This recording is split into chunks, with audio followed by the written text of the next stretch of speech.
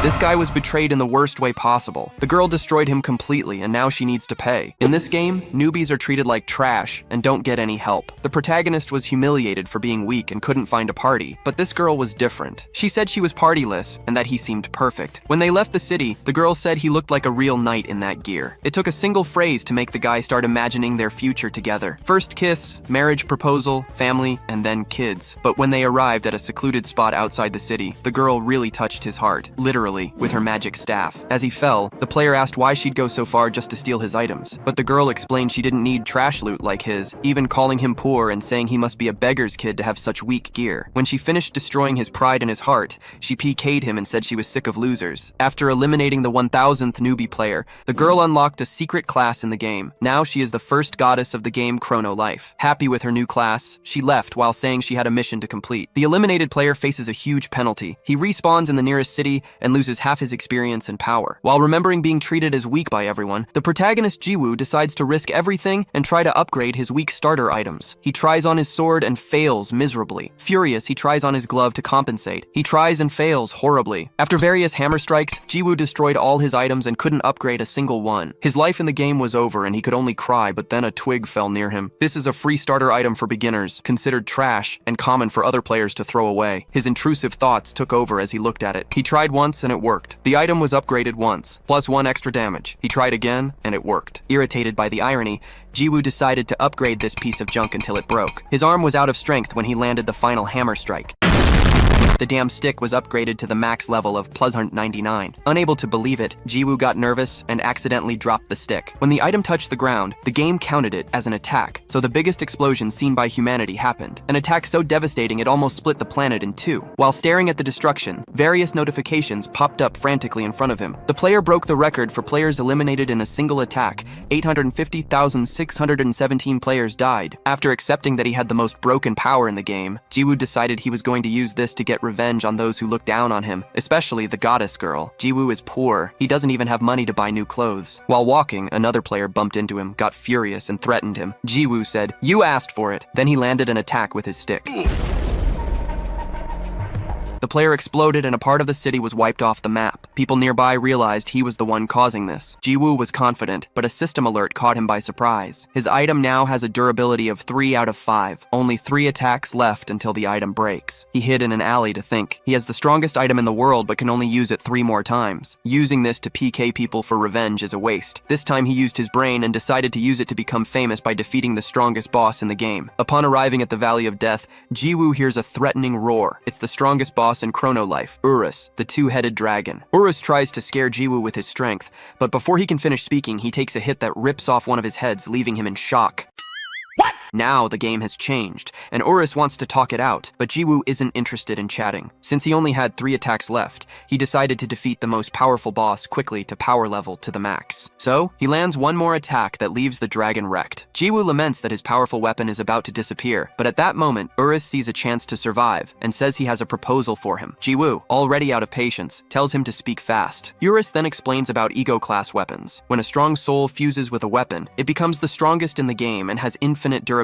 However, there is a catch. For Jiwoo to access that power, he needs to make a pact with the dragon. This way, Urus will be able to live as a soul inside the stick. Jiwoo doesn't think twice and accepts. Urus then fuses his soul to the stick. Now the item became even more powerful, gaining the ego class and infinite durability. Finally, Jiwoo can continue his revenge. After all, now he can use his power to the max without worrying. Meanwhile, back in the city, things are heating up. Wanted posters of Jiwoo have been spread across all kingdoms, dead or alive, with a handsome reward of 1 billion gold. And to top it off, the cavalry has arrived. Various adventurer guilds from all over the kingdom came to solve this problem. The 5 strongest guilds of Chrono Life gather with their leaders, who are all very powerful, with a single mission: hunt down the one who eliminated more than 850,000 players at once. After all, he is a threat to everyone and must be stopped. For the leadership of this new alliance, the most respected warrior of all was chosen: the Castle King, Arden, leader of the Justice Guild. Under his hawk eyes, the World Union Guild is formed, and war is declared on Jiwoo Jiwoo. However, now the stick has infinite power and Jiwoo can use it to the max. Lo and behold, while walking through the capital all happy,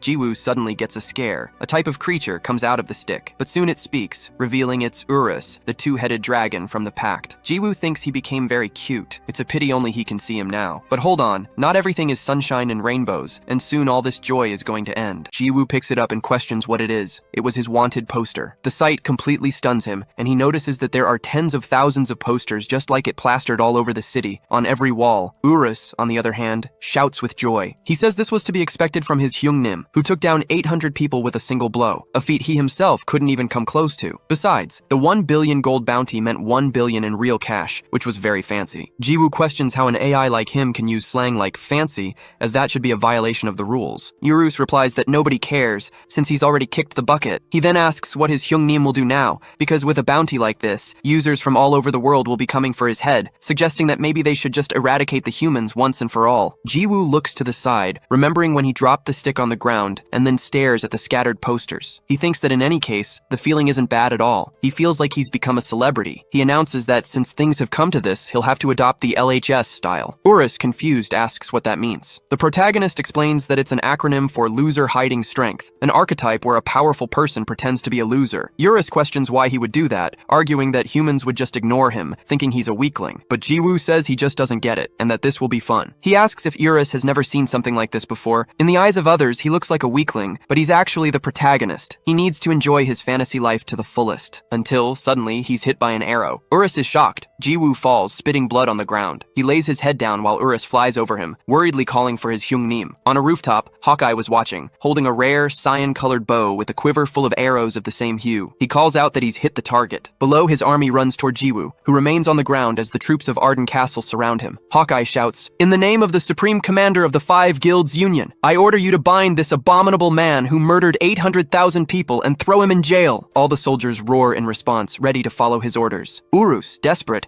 asks if his Hyungnim is okay, urging him to get up. "These humans may be weak, but you'll be in trouble if they all come at once." Despite the arrow stuck in his chest, Jiwoo gets up, facing the Arden army. The soldiers shout that the enemy is on his feet. Hawkeye orders, "Don't give him time to breathe! Attack all at once!" Urus calls out for his Hyungnim once more, apprehensive. Jiwoo, however, takes back his previous words. He rips the arrow from his chest and hurls it to the ground in contempt. Gripping his staff tightly, he says that he just wanted to live peacefully as a background extra. But these idiots brought this upon themselves. An immense explosion of energy erupts, illuminating the entire realm. As he swings his staff, he unleashes a power akin to a nuclear bomb, and in an instant, all the soldiers drop lifeless to the ground. Hawkeye coughs, having barely survived. He wonders what happened. In just an instant, his entire army was decimated. Shocked, he realizes that the capital of the first realm had simply vanished. Suddenly, Jiwoo appears right in front of him. Hawkeye stares at him, terrified. As the protagonist draws closer, the elf pulls a summoning orb from his clothes, capable of summoning as many users as he desires. Hawkeye shatters the orb, and a magic circle appears beneath his feet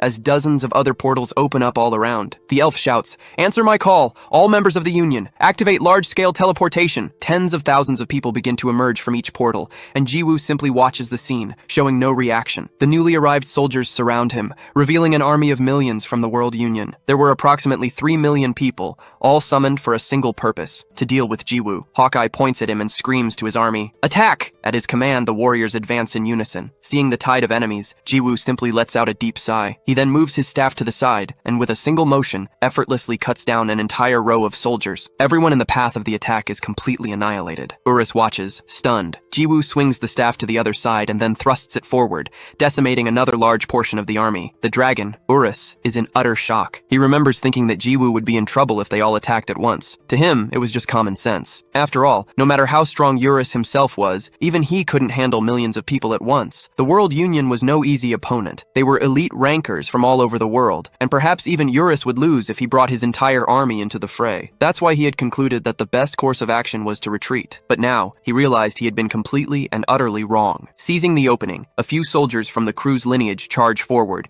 wielding their swords and spears. They leap toward Jiwoo, attempting to pierce him, but the protagonist merely moves his staff, annihilating them all with a single touch. Another entire row of the army is split in two. In the background, Abracadabra, with the help of her assistant mages, quickly prepares a spell. Jiwoo senses the movement behind him and turns to see an immense magic circle forming in the sky. Abracadabra casts the ancient enchantment of destruction, a spell powerful enough to disintegrate him. A colossal beam of energy energy hurtles toward him, and the protagonist watches with a surprised expression. He remarks to himself that the spell's name was pretty cool and decides he needs to come up with a name for his own technique as well. Then, he swings his staff upward. The strike cuts through everything in its path, extending far above the atmosphere. Arise, he names it. The magic circle and the ancient spell are simply obliterated. Stunned, Abracadabra can only ask how he was able to shatter her ancient magic. The royal sorcerers prepare for the next command, but before they can act, Jiwoo moves his stick upward again. Calling this strike, attack. He cuts through everything in front of him, sending the mages flying. The result of 1 against 3 million wasn't just overwhelming, it was disastrous. The World Union Guild was completely defeated. Hawkeye is kneeling on the ground, breaking out in a cold sweat from fear. He repeats to himself that he can't believe it, until Jiwoo appears before him. The protagonist says he didn't take his life on purpose, because thanks to him, it was difficult to control his strength. The elf questions why he didn't kill him. Jiwoo sighs, saying it's obvious. Earlier, he was the one who shot the arrow. Hawkeye panics, but his face is struck by the stick. As expected, the battle that day became a popular topic. Not just among Chrono Life users, but also among players of other games and even people with no interest in gaming. Despite everything, the stick remained intact. Jiwoo analyzes it as he finishes off the elf. Urus says that Hyungnim is truly incredible, and the protagonist comments that he was wondering where he had gone. Suddenly, someone approaches from behind. The protagonist turns around,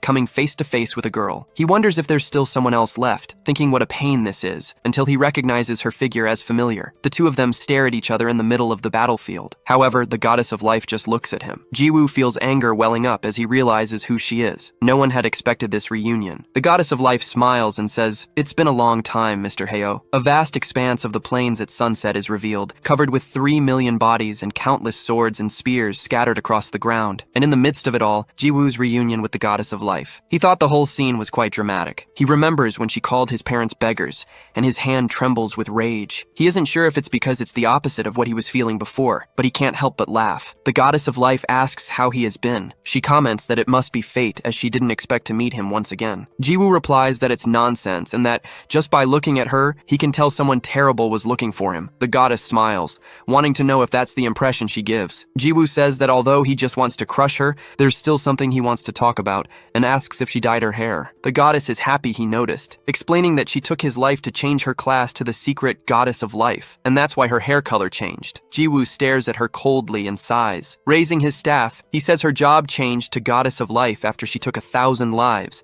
and that it should actually be goddess of death. The goddess agrees, finding the observation amusing. Absolutely, Jiwoo replies. Then, he slams his staff on the ground and launches a blast of energy in her direction, shouting that he's heard the funny story, and now it's time for the part where he crushes her. The goddess questions if that wasn't a bit too fast, but the explosion goes off, devastating the area even more. Jiwoo looks at the smoke, expressionless. What a shame, her voice says. I would have liked to talk a little longer. She suddenly appears behind him. Jiwoo spins around quickly and slams his staff on the ground once more, and the explosion cracks everything in front of him. Urus yells that the target was hit. As expected of Hyungnim, a perfect strike, like slicing a catfish. Jiwoo replies that it was obvious, since those gentle-looking bastards are usually all talk. However, as the smoke begins to dissipate, he realizes she is still standing. The goddess remains still, watching him in silence. As expected. You've grown considerably stronger, she says, but you can't take my life with such a feeble attack. Urus yells for Hyungnim to look, pointing out that she's still alive, to which Jiwoo replies that he can see. While the two argue, the goddess simply watches them with a smile. Urus notices her gaze and grows confused,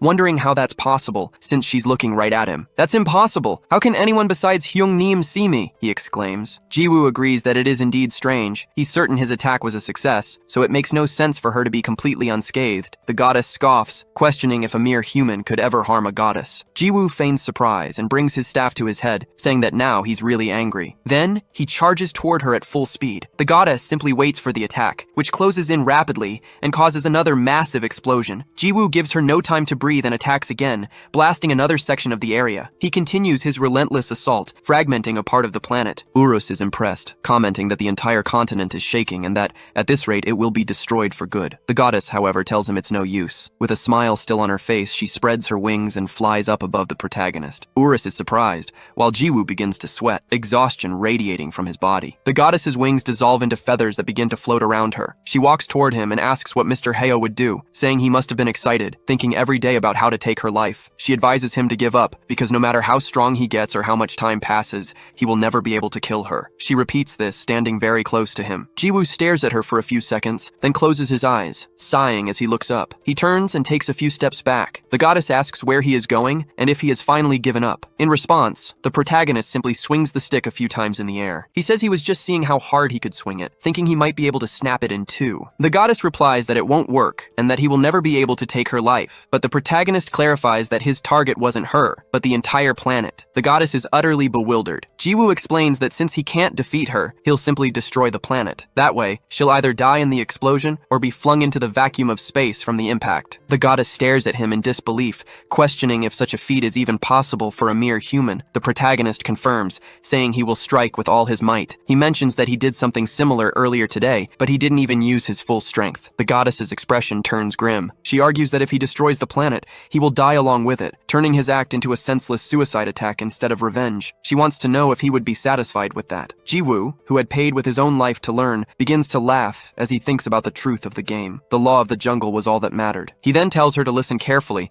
because now it was their time to learn. People like her just don't understand. Raising the staff, Jiwoo repeats that you shouldn't mess with someone who has nothing to lose. The goddess becomes apprehensive and asks him to wait, but Jiwoo swings his stick with all his strength. The moment he strikes the ground, everything begins to shatter. The goddess and Urus are caught in the blast, while Jiwoo maintains a macabre smile on his face. That entire place is fragmented into 6 pieces, splitting planet Earth in the same proportion and then immediately exploding into a supernova. The event ripples through the entire Chrono Life universe, destroying everything with just one full power blow from Jiwoo. Lines of data begin to scroll down a screen. Meanwhile, in the real world, inside a room with virtual reality pods, an attendant is sleeping during his shift. Suddenly, a player yells in frustration after being kicked out of Chrono Life. He wonders why he was disconnected out of nowhere when they hadn't even reached the final boss. Other players also start questioning what happened, asking the attendant if he flipped the main switch, something he wasn't supposed to do. The employee, now awake, asks them to calm down, explaining that it wasn't a power outage or a tripped circuit breaker. A young man suggests it might be a server issue with Crowley, the game's company. Immediately, someone else shouts that an announcement just went up on their homepage. The notice confirms a server problem with Chrono Life and states that the reopening date will be announced later. Everyone is shocked, finding it incredible that the server actually crashed. However, one player remains connected. His pod still showed it was in use, even with the server down. Back in the game, the system displays a synchronization notification. The client check updates to version 1.7 and checks for connected users. The current number was just one person. Jiwoo finds himself in an empty room, surrounded by floating data. He looks around, completely confused, and wonders where he is. This was strange, since he was supposed to be in the game. Suddenly, a mysterious voice mentioned ST-389. He explained that this was the name of the planet he had just destroyed, a place known for its beauty in the 4th universe, and revealed that it was their mother's favorite place. Surprised, Jiwoo turned to the person who was speaking. Jiwoo asked who he was. The blonde man, however, simply told him to shut up, but then a macabre smile spread across his face as he answered, "I am God." The protagonist looked at him and sighed. "That's your identity, so it's none of my business," Jiwoo said. "Have you seen a woman with black hair around here?" God replied that it was just the two of them there. As if to confirm, a system screen appeared before the protagonist, showing that the current number of users was only 1. "What is wrong with you?" God questioned. "You took everyone's life. It should be common sense that no one could survive that explosion. Every living thing was wiped out." At this, the protagonist just laughed, leaving God confused by the reaction. Jiwoo then burst into laughter, shouting that his revenge was finally complete. He was overjoyed. This was why he played the game. "Urus, come out! I finally got my revenge!" he called out. But even after his call, nothing happened. Jiwoo slammed his stick on the ground, calling for his dragon again. "I already told you, it's just the two of us here," God repeated. "So you shouldn't expect that child to be here." The protagonist questioned him. "If the current number of users is only 1, then what are you? An NPC? Or the administrator?" God replied that he was neither, and as he tried to reveal his identity, something cracked in space-time, and the sound of the rift cut off his voice. He sighed and complained that something was already interfering. A light shone in the middle of the room, illuminating Jiwoo's face. "This is disappointing, but it was great to meet you," said God. "Farewell, and say hi to the little furry one for me." "Wait!" Jiwoo shouted in surprise, but an intense light blinded them both, and the deity vanished before his eyes. Then the game server shut down, and the protagonist was disconnected. In the identity room, his was the only capsule still active. It hissed open, revealing Jiwoo's real body. The young man pulled the virtual reality headset from his head. "I can't believe this. Why the hell did he have to show up right now?" he grumbled. "And what was that about a furry little thing?" That's when he noticed a blonde man with a cigar in his mouth, staring fixedly at him. The man stood up and walked over to the protagonist, reciting his details. "Lee Jiwoo, age 21. You've been playing Chrono Life for 3 months, and your chosen weapon was the level 99 stick. Correct? Jiwoo confirmed it, then demanded to know who he was. Removing his glasses, the man declared, "I'm the one who's going to steal your stick." Mentally, the protagonist reviewed his situation. He was just an ordinary college student who enjoyed playing Chrono Life. In fact, until recently, he was just a beginner, but by a stroke of luck, he'd managed to create a level 99 stick. With it, he had beaten up everyone he disliked, including the woman who cheated on him. Then, a man claiming to be God had appeared and vanished, and now, here he was, in a restaurant surrounded by guards. Food was served at their table. While the blonde man ate heartily, Jiwoo just watched. "Eat," the man said. "The lady who runs this place is a great cook." Jiwoo agreed, wondering what the hell was going on. The man explained that this was the gukbap restaurant he used to frequent when he was broke. "That was 15 years ago. My company was established during the early stages of Chrono Life's development." Putting the pieces together, Jiwoo realized who he was. "It can't be." The blonde man formally introduced himself. "I am the president of Chrono Life, Choi Deokbae. I thought you were a gangster. And who are these guys?" Jiwoo asked. "They're company employees, modelers, music directors, marketing leads," Deokbae replied. Jiwoo admitted he was scared, thinking they were mobsters, and asked why the president of Crowley had come after him personally. "Didn't I tell you in the capsule room? I've come to retrieve the level 99 stick." The protagonist was shocked to hear that. "Why that look on your face?" Deokbae asked. "As a game company, it's only natural for us to retrieve bugged items." "But I'm the one who enhanced it," Jiwoo protested. 3%, Deokbae replied. "That's the official success rate after enhancing an item 10 times. And of course, after that, the chance drops even lower. You probably know that." The revelation left Jiwoo stunned, but he argued that if it wasn't a bug, then there must be a chance of it happening. He stood up abruptly from the table. But Deokbae let out a deep sigh and warned, "The level 99 stick will be in my care." In the world of Chrono Life, near the town of Frontal, a giant monster was approaching an open field. It was a level 21 Garus. The party of players readied themselves, shouting that the monster was coming. The party's mage cast a fire spell, launching a fireball that engulfed the creature. The monster screamed in agony. The party leader celebrates that it worked and orders them to repeat the attack. However, a girl named Kyo unleashes her power and runs alone towards the monster, screaming. The leader warns her not to advance alone. However, the girl is brutally attacked by the creature, which hurls her high into the air. She flies towards the group's priestess and lands on top of her, incapacitating them both. In a panic, the other members shout that they're in trouble and that they need to get up and run. Watching everything from a distance, the protagonist remains motionless for a moment, but soon lets out a quick sigh, wondering what he should do. Beside him, Urus eats a piece of chicken and asks what his Hyungnim intends to do. Jiwoo thinks for a moment, then picks up his stick, observing his normal stats. He then remembers the conversation he had at the restaurant. Deokbae had said he would keep the plus 99 stick, leaving Jiwoo completely apprehensive. The CEO, however, replied that it was the company's will. Jiwoo protested, saying it wasn't fair, but Deokbae explained that he had personally investigated and concluded that the stick was not a bugged item. From that moment on, the company would no longer interfere with his account. Whether he defeated the game's strongest boss, took the lives of 3 million people, or destroyed the entire planet, he was free to do whatever he wanted as a user. Next, Deokbae put more salted vegetables in his gukbap and offered them to Jiwoo, saying the decision to add them or not was entirely his. Jiwoo held the plate and stood up from the table. At that moment, however, the old lady who owned the restaurant smacked Deokbae on the head, scolding him for putting that in the gukbap. She complained that he would drive her crazy, as it made no sense for her to spend all night preparing the bone broth out of consideration for him, only to see him ruin it. Witnessing the scene, Jiwoo lowered the plate of vegetables. Back in the present, Jiwoo stares at his stick, thinking about the salted vegetable soup. His attention, however, is drawn to the leader of a nearby party, who is cursing. He questions what kind of useless player Kyontuka is, complaining that she doesn't know how to hold her position, which is the basic requirement for party hunting. According to him, she was acting like a troll, and because of that imbecile, they would have to hold back on the hunt, all just because she joined the party. Jiwoo remembers a favor Deokbae wanted to ask of him. He had said that, although it might sound suspicious, Chrono Life was a very good game. Freedom, romance, and adventure. It was a fantasy world larger than anyone could imagine. Therefore, he should avoid destroying things and simply enjoy himself. Jiwoo reflects on this for a few moments. Suddenly, the party leader spits on the girl, hitting her scarf squarely. He tells her to get lost, saying he won't hunt with her, and turns to leave, in disbelief that they were using the same items as her. Kayon was kicked out of the party. Jiwoo watches the scene and sighs. He thinks that this is all a pain, but it was to be expected from the law of the jungle. Remembering Deokbae's words, he decides that he will indeed enjoy the game in his own way. After all, he wants his salted vegetable soup extra thick. With that in mind, he moves his staff and unleashes a blast of energy toward the group of adventurers,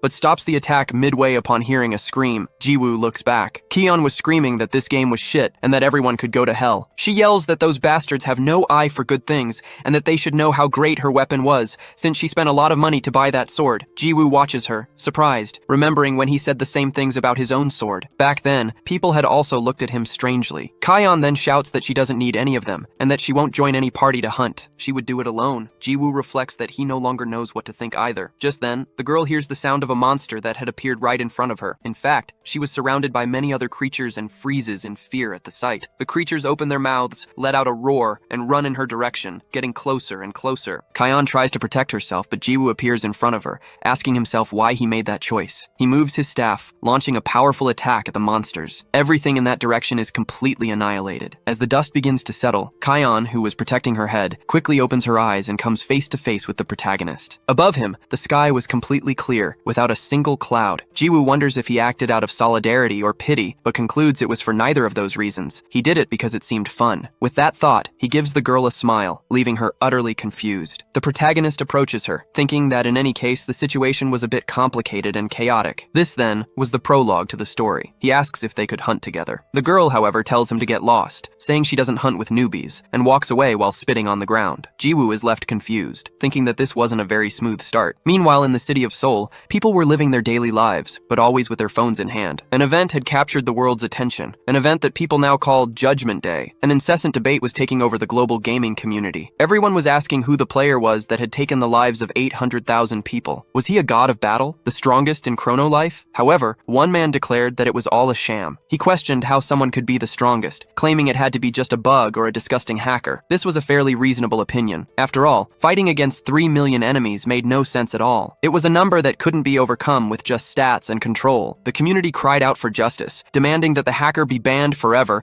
and that the Chrono Life team do their job. So everyone was focused, awaiting the company's response. And finally, the announcement came. While one player was clamoring to bring out the guillotine, the Chrono Life team declared that the user in question was a normal player. According to the investigation, he was not a hacker, nor was he abusing any bugs. Everyone was completely shocked by the news, and that was how the controversy came to an end. On the city streets, people were talking about the incident. The Chrono Life server had crashed because of that one player. Apparently, he had taken the lives of many in an instant, and everyone was talking about it, wondering what he was like in real life, since his face was covered by a hood in the only released photo. Meanwhile, Jiwoo smiled as he followed the girl he had just saved. Only the sound of their footsteps broke the silence between them. The girl, visibly irritated, stopped suddenly. Kion turned around and questioned him. "Why do you keep following me?" Jiwoo calmly replied that they should form a hunting party. "When did I agree to that?" she retorted. "Go hunt with someone as poor and indecent as you." Jiwoo didn't understand the insult. Kion continued, pointing at his clothes. "You're just wearing underwear beneath that cloak and carrying a level 1 stick that only newbies use. I don't have time to play around with a noob. Get out of here," Jiwoo questioned. "Indecent? I just saved you, getting rid of those monsters with a single attack." Urus, in his mind, commented that he had seen everything. The human's eyes had been closed when he saved her. Jiwoo realized, so she doesn't know I'm strong. A smile formed on his face as he thought, how about I hide my power for a while? He ran after Kion, calling out to her, "Miss, please, carry me." The girl looked at him confused. Jiwoo explained, "Actually, I don't know anything about the game. I'm a newbie. Please, master, carry me." The word master sparked a flicker of happiness in Kion. She remembered how the leader of her old party had looked down on her, and being called master made her visibly excited. Urus questioned what his Hyungnim was doing. Jiwoo whispered back that he was pretending to be weak to hide his power as the first step of his plan. The dragon remembered the idea he had told him about before. Kion cleared her throat, trying to look serious. "It's embarrassing, but anyway, I'm someone who should help newbies." She then invited him to join her party. "This expert here will help you, but just this once." Kion was a level 24 fighter, with her stats focused entirely on strength, neglecting her other abilities. Near the starting town at the dungeon entrance, Kion charged toward a screaming creature. She landed a powerful punch on the monster, making the level 4 rabbit bear spit blood. The creature was thrown backward. Without giving it time to react, another monster appeared behind her, but Kion dodged it with an agile leap. She lets out a sharp breath and performs an aerial flip. The rabbit bear looks up in shock as she descends with a ready kick. It was her fallen dragon's stomp, which smashes the monster into the ground. The other rabbit bears are confused, but they soon regroup and surround her. Kion holds her fighting stance, taunting, "You can all come at this master at once." Sitting on the floor, Jiwoo watches the scene. She's a pretty good fighter, isn't she? He wonders. Urus agrees with his Hyungnim. The protagonist, however, comments that no matter how low level the monsters are, being surrounded by so many of them would still be dangerous. Urus replies that there's no need to worry, since that human has excellent gear. Her weapon alone costs around 10 million gold. Jiwoo shouts in shock, "That's 10 million won! Urus adds that all of her gear is superb, and the total value must be around 100 million. Jiwoo wonders how she, a newbie, could have all that. The dragon then reveals she's a pay-to-win player. Jiwoo remembered Kion shouting that those bastards had no eye for quality and didn't know how good her items were because she had spent a fortune on the game. He wondered if she had really spent that much, thinking there was no reason to invest 100 million. Suddenly, Kion turns and shouts at Jiwoo. Kion turns and, even if I'm carrying you, you shouldn't just sit there doing nothing. Hit them with that stick of yours. Jiwoo is confused. The girl insists, that's right, you have to fight for yourself to get stronger and faster. Stop being such a useless bum. As she scolds him, a rabbit bear tries to attack her from behind. Your behavior is unacceptable. It's like you don't even have the will to get stronger, she continues, oblivious to the danger. However, Jiwoo simply touches the monster with his stick, and it is completely annihilated, disappearing without a trace. Kion looks to the side, confused. What was that? Why was there a sudden gust of wind inside a dungeon? She wonders. Jiwoo thinks to himself that he was screwed, since he had no idea how to hide his power. At that moment, a message arrives for Kion. The sender orders her to log off immediately, would be starting in 10 minutes. Kion reads the message and sighs deeply. She tells Jiwoo she's logging off for a bit and will be back in about 30 minutes, telling him to keep hunting the monsters. Jiwoo is puzzled. What's her deal? Just leaving whenever she feels like it? He thinks. He wonders what she does in real life to have spent 100 million on a game. Urus doesn't know either, but speculates that perhaps she was born with a silver spoon in her mouth. The scene shifts to a luxurious building. Inside a room, Kion is lying down, wearing her virtual reality headset. She disconnects from Chrono Life, gets out of bed, and sighs. She looks at the device, lost in thought about everything that had happened. A smile forms on her face as she remembers the protagonist. Suddenly, the door bursts open and her producer storms in, shouting, "You mad woman!" The producer raged that she was still sitting there using that thing, and must have decided to quit her job. Kion yelled back that she was just taking it off and that the producer should open her damn eyes, but she was only called a game addict in return. The producer then ordered Kion to hurry up and sit down, as they had less than 10 minutes. She continued to yell at her for playing with her glasses on again, reminding her that she was told to take them off when using the headset because it leaves a mark on her nose. Kion replied that she gets anxious if she doesn't wear her glasses, and that the mark could be hidden with makeup. Her producer gave her a cold stare, then sighed, muttering what a pain this was, but that she needed to sit down quickly. If it weren't for the money, she would have wrung her neck by now. The makeup was placed on the table, and the producer took off Kion's glasses, quickly preparing her for her job. The girl removed her hair tie, letting her hair fall loose. On a music show stage, the host shouts, thanking everyone who had waited so long and announcing that this would be the final performance of Music Banking. She had been in first place for 13 consecutive weeks, a popular idol, the best singer-songwriter of the moment. Presenting to you all, Han Sarang. Sarang begins to sing about her first love. Afterwards, she greets everyone and introduces herself. Han Sarang is an idol, a singer, and a songwriter. Her hobby, unknown to the public, is online gaming. Back in the dungeon,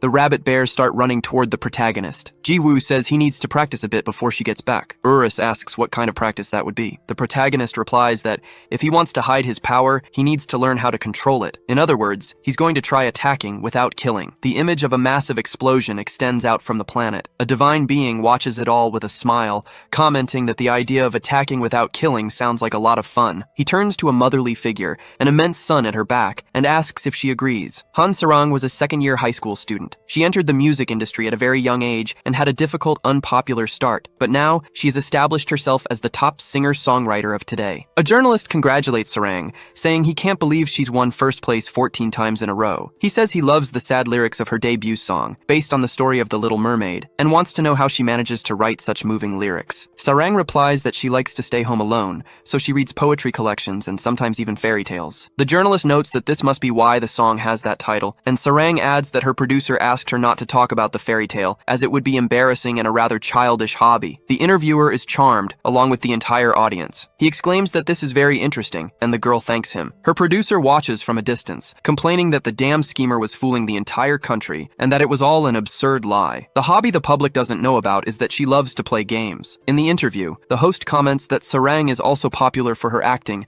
and that he heard she played an interesting role in her last drama, a bratty high school girl. Sarang confirms, saying she had a hard time with that role, since she had never once cursed since the day she was born. However, inside the game, she was the complete opposite, calling Jiwoo a damn bastard. She scolds him, saying her master had returned and he didn't even greet her. Jiwoo, confused, asks since when she was his master, and Sarang yells that it's from now on. She challenges him, wanting to know if he was complaining and didn't want to be carried by her anymore, but Jiwoo quickly denies it. Sarang is the type to release the stress of her daily life by playing games. Urus, in turn, advises his Hyungnim to get rid of that rude person, but Jiwoo replies that he needs to hide his power, as he has to pretend to be weak. Sarang then orders him to repeat after her, "Lovely master." She forces him to repeat it several times, while Urus thinks to himself that his idea worked. On the way to the dungeon, Sarang stops and asks if he practiced a lot by hunting monsters. Jiwoo just sighs, explaining that it was a process that required extreme patience, and that his journey is still far from over. Urus shouts that it was useless to hit without dealing damage, but the protagonist tells him to shut up.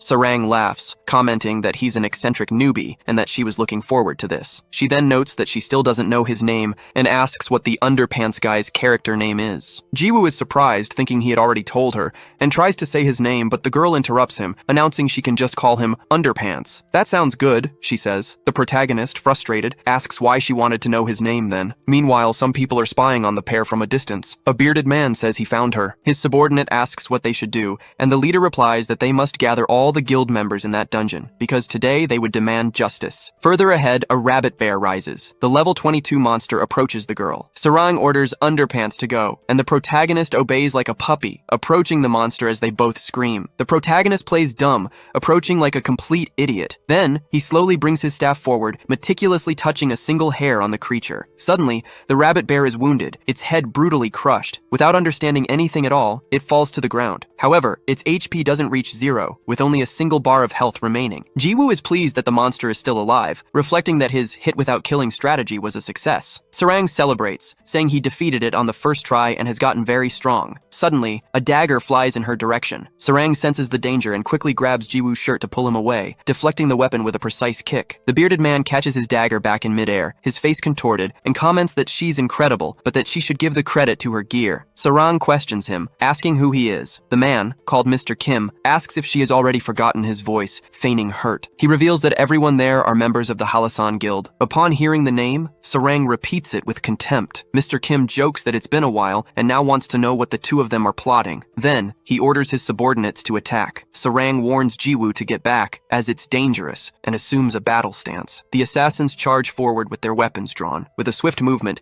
she lands a direct kick to the face of one of them, who bleeds and is knocked out instantly. Sarang uses his body as a foothold to leap, performing an acrobatic flip in the air. She shouts the skill name, "Fallen Dragon Stomp," and strikes the ground with force, sending all the assassins flying. Their leader yells for everyone to attack at once. Observing the scene, Jiwoo asks what's happening, and Urus replies that he doesn't know. The protagonist, however, comments that he can guess based on what he's seeing. He deduces that the Halasan Guild members have picked a fight with Sarang in the past, and despite having fought a few times, they always end up losing. Apparently, that man doesn't know when to quit, and has come once again seeking revenge. Jiwoo also notes that they are all weak, a group around level 20 being completely destroyed by her, and Urus agrees. As the fight continues, Kim comments that everything is going as planned. With Sarang distracted, he signals for the other girl to begin. A new figure vanishes from her position with a quick dash and reappears behind Sarang, pointing her claws in her direction. Sarang turns, surprised, and notices her opponent is empty-handed, concluding she must be from the fighter class. The woman then activates the steal skill. A bright light illuminates the area, momentarily blinding Sarang. She is shocked to realize that her battle fists have simply vanished. The thief remarked that the weapons were incredible. Darling must have been born with a silver spoon in her mouth to own the silencing fist. Jiwoo asked what kind of skill that was,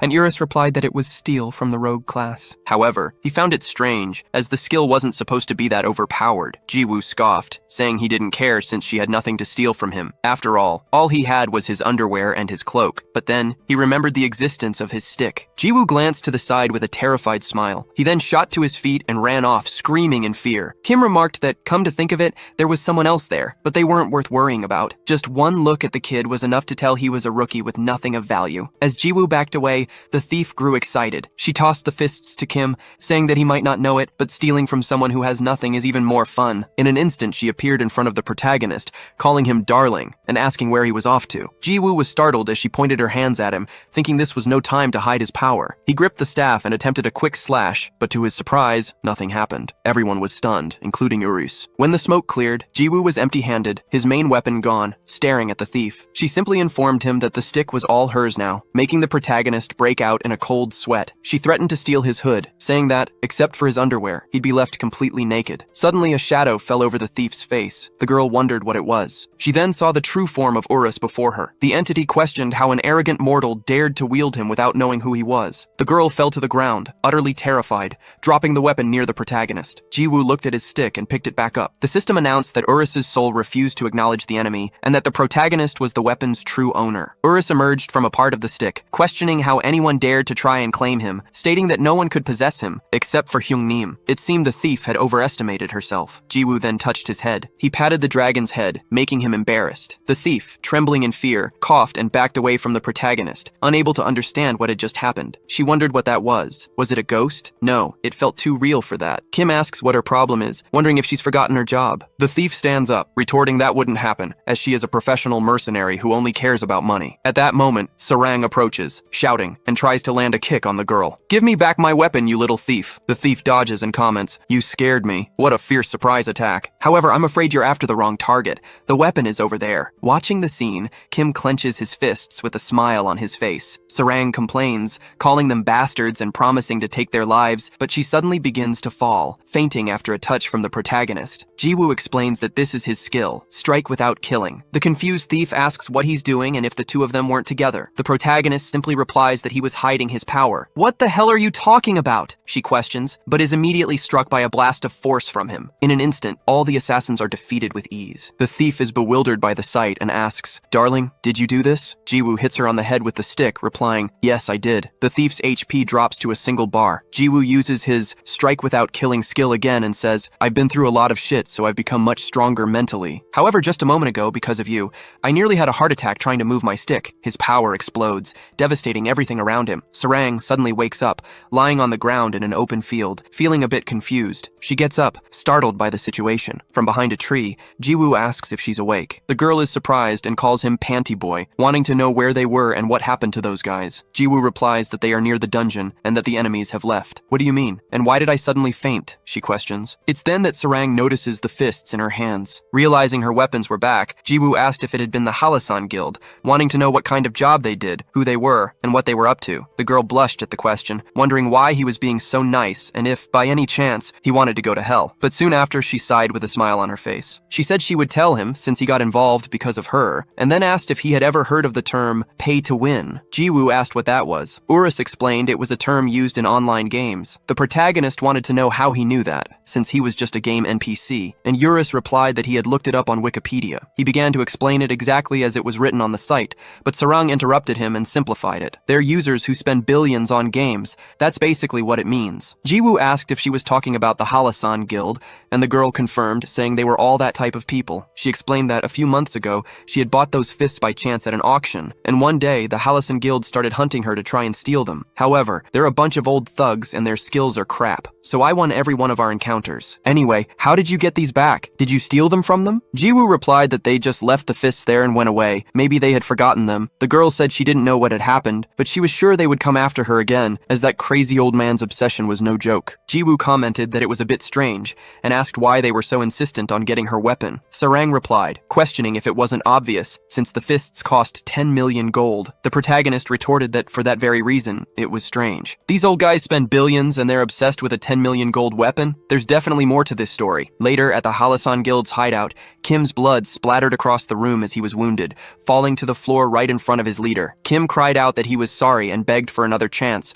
but his leader told him to shut up, calling them all useless. He said he couldn't waste any more time and would leave the mission to the 4 heavenly kings. Kim glanced to the side. 3 people approached and stood before the leader. The 2nd heavenly king said it made no sense for that guy to be in the same division as them, having only 100 million gold. The 3rd king, however, spoke up, saying that was why they had told them to kick out little Kim, but it was a problem since the great Hyungnim was too soft-hearted. The 1st heavenly king remained silent. Then, the 2nd king knelt down near Kim, saying that hiring a mercenary had been a pathetic strategy, and that was why he had failed. However, the 1st king intervened, saying to leave the matter to him. He ran a hand through his hair, mentioning that the silencing fist, or whatever it was, would take effect in 12 hours. Upon hearing this, their leader burst into an absurd fit of joyous laughter. He exclaimed that it was great to be called Lord King, with a total net worth of 12 billion. He then ordered his subordinates to show them the terror of the Halasan Guild. The blood festival had begun. However, Jiwoo suddenly appeared in their base, silently scratching his nose. Everyone stared at him, completely bewildered. Jiwoo broke the silence, scoffing. A bunch of kids laughing about a blood festival? He openly mocked the 4 heavenly kings. The king, irritated, questioned who he was and where he came from. Jiwoo simply told them to try and figure it out for themselves and, in a gesture of pure disdain, picked his nose. He commented to himself that it would be difficult to keep hiding his powers and pretending to be weak week if they kept bothering Sarang. Then he started laughing again, mocking their titles once more, and declared he would end this without any more delay. The king sighed in anger, calling him a crazy bastard, and ordered his subordinates to finish him. The men rushed forward, preparing their best attacks and closing in at a frightening speed. Jiwoo, however, just kept a smile on his face. With a simple swing of his staff, he unleashed a blast of power that obliterated all the attackers. They were defeated by a mere twig. Meanwhile, outside the house, a girl approached, humming cheerfully. Back in the fight, the first Heavenly King charged at Jiwoo, who defeated him with a single, simple strike of his staff, making him spit blood. Suddenly, an explosion split the house in two. The approaching girl, the goddess of life, was startled for a moment, but a smile soon spread across her face as she immediately recognized who was responsible. The leader, the Lord King, yelled for all remaining members of the Halasan Guild to attack at once. Facing the new threat, Jiwoo simply sighed, gripping his staff firmly. Jiwoo commented that if they wanted to take his life, they should bring at least 3 million people. He then moved his staff, delivering a blow that struck one of the assassins in the face and caused an explosion that shot toward the sky. With a smile on his face, Jiwoo swung his twig to the right, defeating everyone in that area. The king watches the scene with a grim expression, completely terrified by what he sees. As he gets up, Kim calls out to his Hyungnim, warning him to hurry and run or he'll be annihilated. The king, however, thinks that Kim doesn't understand the situation. With the exception of himself and his direct subordinates, all the guild members were pay-to-win warriors. Even the weakest of the new recruits had spent at least 10 million, and not even the top 5 guilds could look down on them. But who was this guy, and how could he do all this? Suddenly, the king realizes something. He thinks they don't stand a chance, that perhaps this man is the one from the rumors, the one who defeated everyone. Staring at Jiwoo in terror, his mouth falls open as he remembers the stick underwear guy. He first started playing in the 2nd grade. Back then, games weren't as flashy as they are today, and leveling up wasn't easy since there were no quests or raids. But still, it was a lot of fun for 9-year-old Wang. He'd get scolded by his parents for secretly playing at night, and he cherishes the memories of leveling up with his friends. As the years went by, he grew older and was swept away by his responsibilities, living a busy life with no time to reminisce about the past. Suddenly, he realized he was already in his 40s, now known as CEO Wang. He's in front of his computer in a pristine room. A subordinate enters, calling him Hyungnim and saying he found the old monitor he'd asked for. Wang wanted to give himself a special gift, a piece of a bygone era, since he had worked harder than anyone. The subordinate asks if he really needs to switch to that old computer. Since it's an online game, he could just play on a new one. Wang replies that it's for the vibe. His heart was racing, as if he had gone back in time. It felt like meeting a first love all over again. However, he grits his teeth as he realizes something. He wasn't the only one who had been changed by the ravages of time. Jiwoo strikes another subordinate with his staff, sending the man crashing to the ground. As an immense tremor shakes the entire area, the king stands frozen, trembling in fear at the scene before him. Jiwoo says it's almost over, with only the 2 of them left to defeat. The king remains silent as the protagonist draws closer. This was the end for the pay-to-win players. He wonders why they need to steal other players' gear, especially since they're men of nobility. It's time for the old man to get a beating. The king remembers being at his computer, typing quickly until his payment of 12 billion won was confirmed. Wang repeats that he wasn't the only one changed by the turmoil of time. He doesn't need to put in any effort. With just a few clicks and some spending, he can become as strong as he wants. And with that strength, players who spent little to no money suffer. Pay to win was the current state of online gaming. Wang stands up from his chair. Still, he continued to explore various games, but they were all the same. And finally, the most critically acclaimed game, Chrono Life, where he wanted to find, no matter how, that thing he had long forgotten. That thing from back then, from when he was a child. The stick approaches him and strikes his head. Jiwoo uses his strike without killing skill. Wang spits blood and falls to the ground, defeated. Kim tries to call out to his Hyungnim. Jiwoo announces that, as of today, the Halasan Guild is finished. He says it's a pain, so they shouldn't bother Captain Amor anymore. In any case, he'll see them never again, and then he leaves. Wang tries to get up from the ground, questioning if it was really him, the guy who had defeated the 5 major guilds not long ago and annihilated 3 million members of the World Guild. Jiwoo looks back without saying a word. Wang lets out a laugh at this, asking how much he had spent,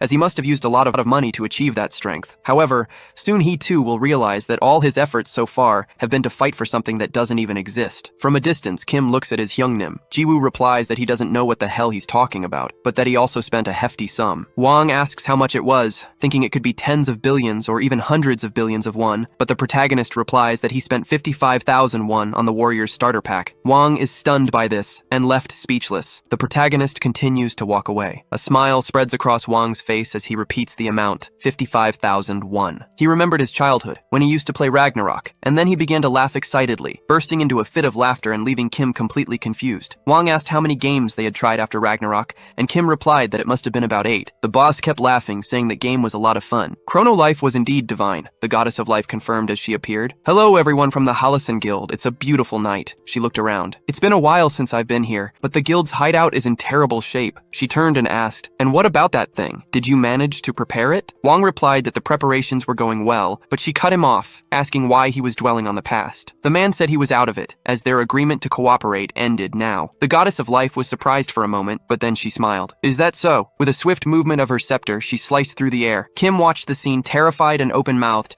as Wang fell to the ground, his body split in two. His subordinate tried to scream his boss's name, calling out for his young Nim. The goddess of life walked calmly. I should have asked why he did that, but I'm not in a good mood, so it doesn't matter. She plunged the staff into Kim's back, causing blood to splash onto her own face. In shock and crying out in pain, Kim tried to move, but he was quickly defeated. The goddess continued to watch the scene, a smile forming on her face as she remembered what the protagonist had said. His hair turned black, and his clothes returned to normal. He spoke the captain's name aloud, Amor. His kill count reached 998,999. The system announced that he had annihilated the Halasan Guild, and that his combat experience was being calculated, raising the total to 999,000 kills. Jiwoo was confused by the announcement. The system then notified him that he had reached the highest level. What the hell is this? The young man wondered. What is it? Urus asked. Didn't you hear that crap? The system just said I reached the max level or something. Jiwoo opened his status window. His class was Novice, and he was at level 999 with almost 5,000 unallocated points. He and Urus stared at it, understanding absolutely nothing. They both wondered what this was all about. In the game called Chrono Life, the world's best virtual reality game, ranked first in active users, cumulative subscribers, sales, and ratings, reaching the max level was considered impossible. In an interview, Lee Sang-hyuk, the professional gamer known as Faker, had said it would be impossible to achieve such a feat anytime soon. Despite players all over the world playing day and night, no one had managed to reach level 999, the master level. Faker said he wasn't certain, but that even if all the top rankers in the world, including himself, defeated monsters 24 hours a day, it could take several decades to accomplish the feat. Jiwoo remained completely confused about his stats reaching that level. Urus, on the other hand, was celebrating that he was the world's first level master. Just as expected of Hyung Nim, he was very proud. Jiwoo was sure he had been level 7 back then. It was the obvious result of his actions. On the first day he picked up the stick, 800,000 players were murdered. On top of that, countless monsters and dungeons had been in the path of his attack. Adding the experience from Chrono Life's strongest boss, Urus, and the army from the highest level dungeon, the final push came from the massacre of the 3 million members of the World Guild Alliance. And of course, the destruction of the planet was also included. Thus, the world's first level master was born. A light appeared under the protagonist's feet, illuminating everything around him. The system announced that because he had reached the maximum level,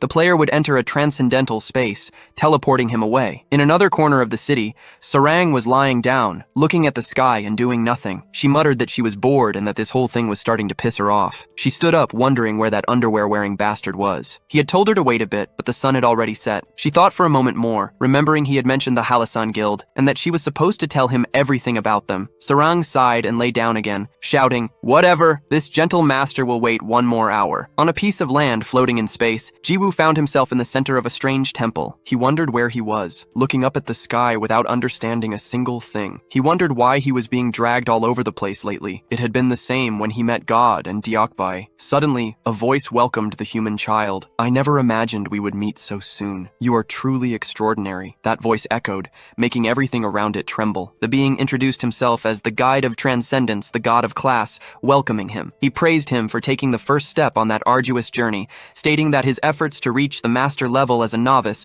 were worthy of everyone's respect. Urus questioned how that was possible, asking if he had forgotten to change his class. Jiwoo denied it, explaining that he used to be an aspiring prosecutor. At that moment, the conditions were met, and the transition to the secret class began. An intense light reached his body, and several spheres formed in front of him. One of them took the shape of a sword symbol and struck him at maximum speed. The soul of the sword infiltrated his body. Soon after, other spheres, representing various weapons, also appeared. The soul of the shield, the bow, the wand, the gauntlets, the spear, and many others infiltrated him, one by one. All the souls of the weapons were now inside his body. Jiwoo felt the power flow as the system notified him that the class change was complete. Now, he was a master class novice. Yes. As a privilege, all of his distributed status points would be retrieved and then tripled. Suddenly, his status window began to change. All attributes returned to the base value of 5, and 15,000 undistributed points were added. Urus was completely shocked. 14,985 points? What is happening? Is this all because of the class change effects? Jiwoo asked if that surprised him more than the change to a secret class, and Urus confirmed it. Normally, you only get 5 points when you level up, but you got 15,000. Even if other max level users exist, your raw stat points are already 3 times higher than theirs. This shit is ridiculous. This will be considered the greatest achievement in the history of the gaming community. Ignoring the dragon, Jiwoo began to analyze those values. A chilling smile spread across his face as he began to dump the points into a single stat, clicking repeatedly. Hyung-nim, what are you doing? Urus asked, incredulous. I'm distributing the stats, Jiwoo replied calmly. I know that, but I'm talking about this careless distribution. If you waste a single point, you'll be considered a loser. The dragon's expression changed to pure panic. Why are you putting everything into one stat? And why that stat of all things? Jiwoo finished distributing all his points and said, I don't need any others for now. This is enough. You've screwed everything up, Urus complained. You're just a loser. At the Chrono Life company, an employee rushed in, warning the president that they had a problem. Deokbae asked what happened, and the employee replied that he needed to see it for himself, as the issue concerned that particular user. In the control room, Deokbae approached and asked what was going on. His subordinate simply told him to look at the monitor. Deokbae was surprised. Ah, the stick kid finally reached max level. The employee replied that the level wasn't the problem, but what he was doing. What's all this fuss about? And which stat did he choose? Deokbae asked. The employee pointed to the screen, showing the chosen stat, which impressed the president. However, Deokbae soon burst into laughter. Ha ha ha, he really loves this game. He's enjoying it to the fullest in his own way. The employee insisted it was no time for jokes, arguing that it would be a completely useless and pointless character. If he realizes he's building a trash character, who knows what he'll do when he gets angry? Deokbae, however, just told him to relax. I've said this many times. The game company has no right to interfere with the player's choices. The employee tried to argue that they needed to take some action, but the president was already walking away. As he walked away, Deokbae thought to himself, I can't believe he dumped everything into that one stat, and even got the Novice Master title. He was surprised they were calling it a trash character with no future, because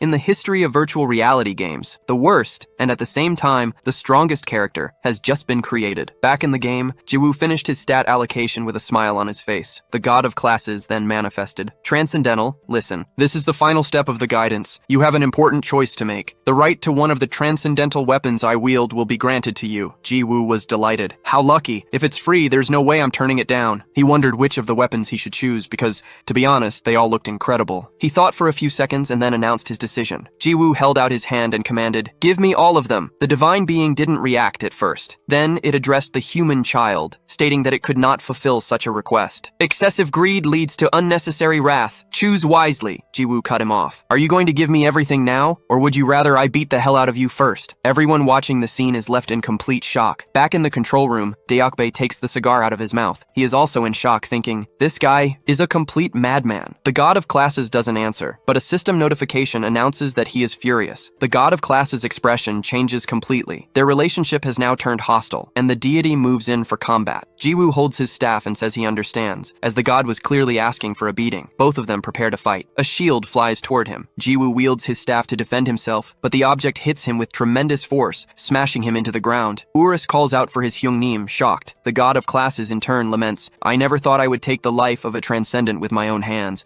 It is such a pity. Suddenly he is struck squarely by a blast of energy from the staff, which melts half of his face. From the ground, Jiwoo comments, that hurt. Is it because you're a god? His health bar had only decreased slightly, as his constitution stat was now at 15,000 points. This attribute affects maximum HP, recovery, and immunity to adverse conditions. Urus watches everything, dumbfounded, thinking how insane he was for putting all his points into a single stat. Hyung-nim, you've made a fatal mistake. You've turned into a shitty character, he yells. Jiwoo just asks why. Urus explains that all equipment in Chrono Life has a weight requirement, demanding a minimum amount of strength, regardless of the class. Simply put, he wouldn't be able to equip anything other than that twig. This is all I need, the protagonist replies. At that moment, a system screen appears between the two. It was a hidden skill, and its various conditions had just been met. What is that? Urus asks. The skill Healing Factor converted all damage received into immediate healing, completely filling his HP bar. A shitty character, huh? Jiwoo taunts, while Urus remains in a state of shock. The god of classes groans in pain, his face disfigured. Insignificant mortal. How dare you? He roars, shooting beams from his eyes. Jiwoo takes the attack head-on, without even trying to dodge, and falls to the ground. ground. Urus runs toward him, shouting his Hyungnim's name, but Jiwoo just bursts into laughter. As expected, Chrono Life is too good, he exclaims as his chest completely regenerates. How disgusting, Urus thinks. Perish, you tainted worm, the god shouts, delivering blow after blow. Jiwoo simply absorbs all the attacks. His health would drop for an instant, only to regenerate immediately after. The god of classes continued to attack, non-stop, in a completely futile cycle. But Jiwoo took every attack without reacting, just laughing. His HP endlessly dropped and rose. He then remarked that this was enough and that he would end it now. After all, thanks to the god, he had benefited in many ways, so it was time for the enemy to hand over all the weapons and disappear. The god of classes warned the human child that his endless greed would one day consume him. When that day came, he would be doomed. But Jiwoo just prepared for his attack, saying he simply didn't care. He then delivered an upward slash that struck the god of classes squarely. The system notified that the god of classes had ceased to exist. Reality began to fragment, shattering into dozens of pieces. The system informed him that the transcendent space would collapse and that he would be forced to return to his original world. That world began to shrink until it closed completely. Back in the ordinary world of Chrono Life, a light suddenly reached the hill, bringing Jiwoo back to the ground. All the weapons fell to the ground around him. They were all kinds of transcendent weapons, and Jiwoo had become the owner of them all. They then began to glow as they were transported to a subspace, from where they would always answer his call. A smile spread across Jiwoo's face, thinking that this would be great. However, Sarang was completely irritated. How dare that punk make her wait? She would never let this slide, no matter the excuse. Suddenly, a noise was heard behind her. Jiwoo placed his fingers on his forehead and said, "Hello, I'm back." His face was immediately met with a fist. She kicked him, complaining that she had said she would only wait a little while, but it was already night. Jiwoo apologized, saying he thought he would be back sooner, but some things had delayed him. In any case, he was here now. Sarang gritted her teeth and shouted that she was leaving. Jiwoo asked where she was going, and the girl replied that she was going to log out of the game. He just waved goodbye. Sarang gritted her teeth once more, but did nothing else. She warned him to log into the game tomorrow night at 7 p.m.,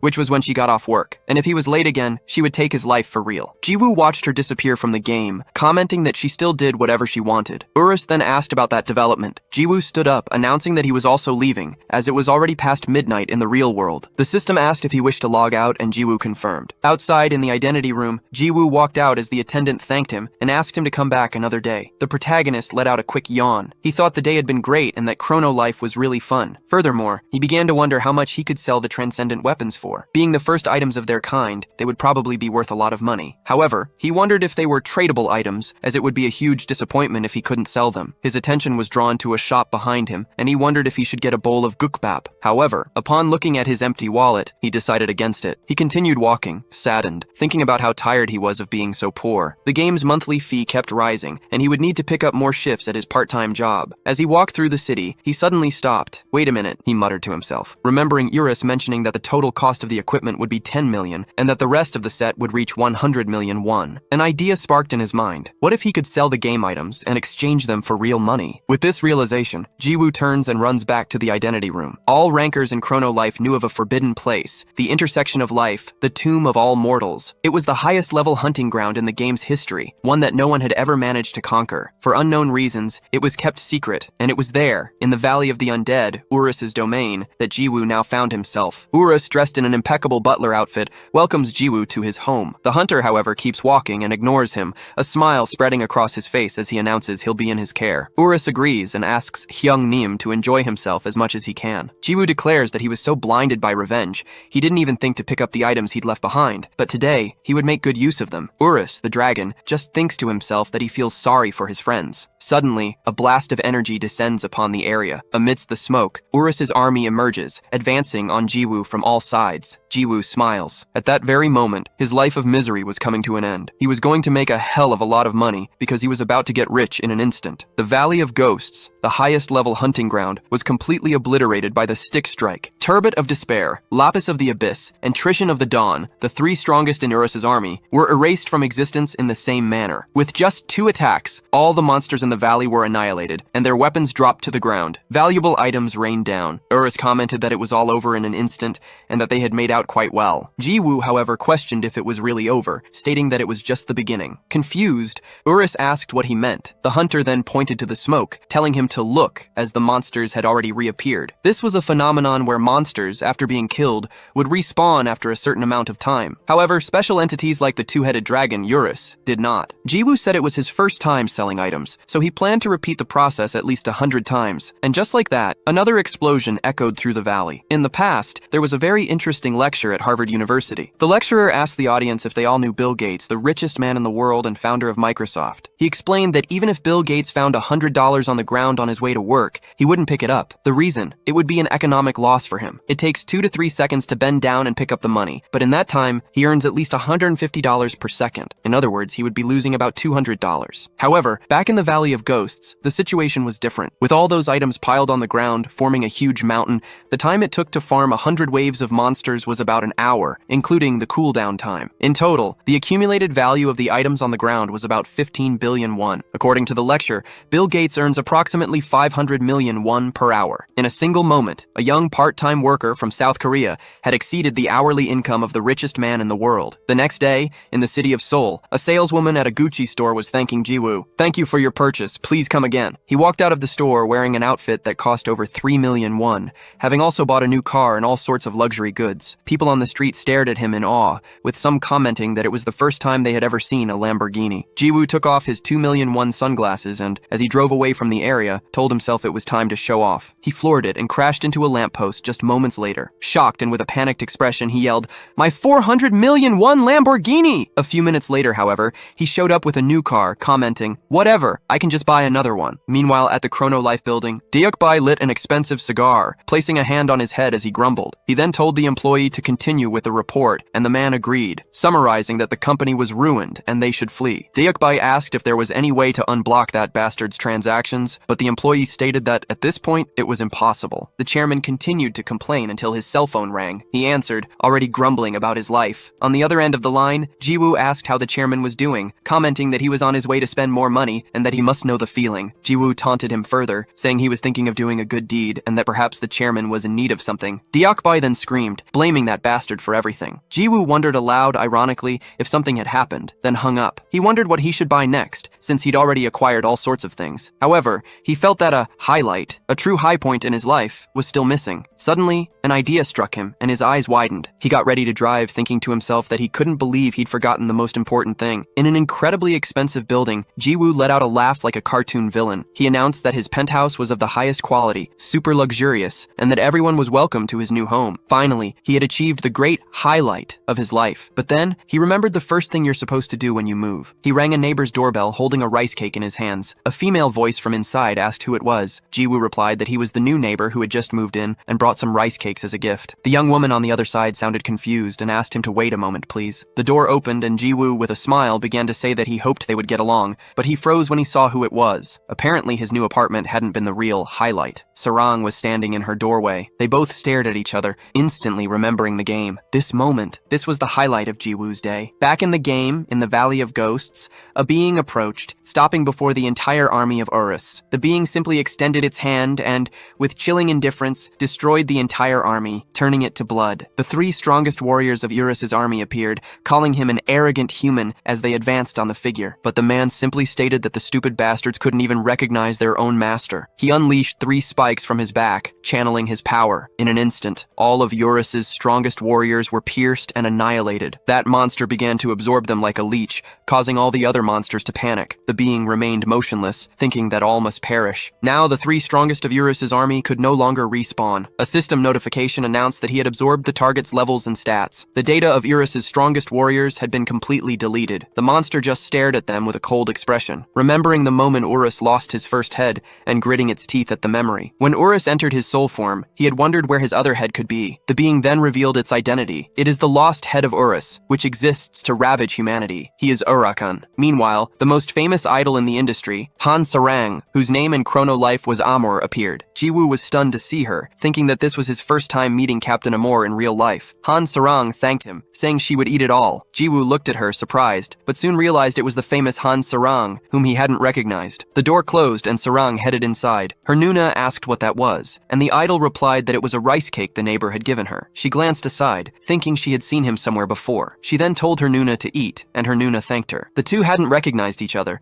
as their appearances in the game and in real life are completely different. The Nuna brought it up, saying she should hurry and change out of her uniform. Sarang complained, saying it hadn't even been 30 minutes since she got home from school. Her Nuna replied that she could postpone it if she wanted, but she had wanted to get the filming over with so she could play the game. The idol remembered her arrangement to meet him, and announced she just needed to change her clothes quickly. The Nuna watched the scene with a smile, thinking that Sarang had obviously found someone special in the game. She wondered who the lucky guy could be, imagining he must be handsome to have stolen Sarang's heart. Inside the game, Jiwoo wondered where the monsters were. He wanted to know what had happened, and if the minions had fled, but Urus asserted that it was impossible. Monsters are programmed to operate in a specific area, making it impossible for them to flee or escape. It was as if they had vanished without a trace. Jiwoo glanced aside, thinking it didn't matter, as there were other places to hunt, and he could just go to another location to make money. Urus reminded him that he was supposed to meet that human, and he confirmed since it was almost time. The hunt was a bust, so it was better to leave soon. He complained that they were too far from the meeting point, but Urus looked back, sensing that something was off. That was strange. A familiar yet threatening spirit could be felt. Elsewhere in the mountains, Elrose, the giant level 190 snow serpent boss, was being absorbed by Urakan's power. Her stats and levels began to drain away. The dragon salivated, but he knew it wasn't enough. He still wasn't where he wanted to be. To destroy that human, he still had a long way to go. It was then that the goddess of life arrived, with her angelic wings. She questioned how he had gotten so far, commenting that it was to be expected of her dear child since he ate so much. Suddenly, Urakan's spike pierced her. The goddess was surprised. Urakan said it still wasn't enough, but that she looked delicious, and so he began to absorb her. The goddess of life begged him to wait, but she was soon completely consumed, collapsing to the ground, formless. However, the system notified him that the absorption had failed. The goddess of life reappeared, saying she would scold him later,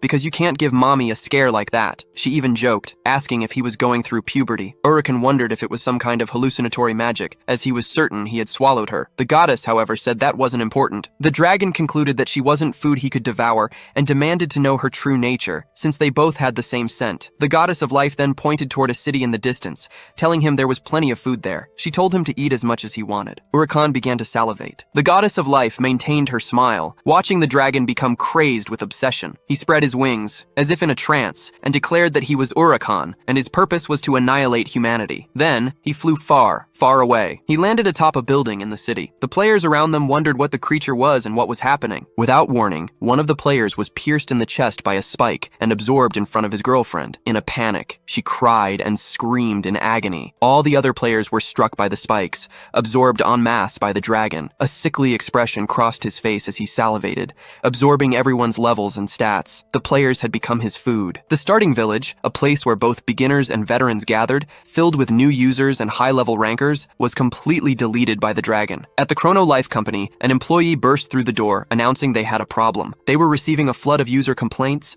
from calls to customer service to all sorts of reports and YouTube live streams. The support department was practically paralyzed. The team was checking the situation and asked them to wait. To be attacked by a monster and have your character deleted was crossing the line. Deokbai complained about the whole situation, sarcastically asking if Urakan had shown up yet, and if this wasn't fun. The employee asked how it could have happened. Deokbai ordered that from now on, they were to monitor only 2 characters, the first being Urakan. In the burning city, the dragon stood motionless. The goddess of life commented that he was incredible, and that she hadn't imagined he would eat everyone, turning the city into a ghost town in an instant. Urakan continued to salivate, saying it still wasn't enough and that she had to tell him where to find more food. The goddess replied that she didn't know about the next meal, but then her expression shifted into a smile. She said she knew of one in another direction, and that it would be a delicious meal for him to absorb. In a forest area at 7:34 p.m., Sarang trembled with rage, remembering what she had said. If he was late, she would take his life. She was sure she told that bastard. Looking to the side, she thought that little shit was taking too long, until she realized Urakan was right behind her. The girl was a level 24 fighter, while the lost head of Urus was level 999. In the city of players, Hawkeye walked, complaining. He was the supreme commander of the 5 Guild Alliance,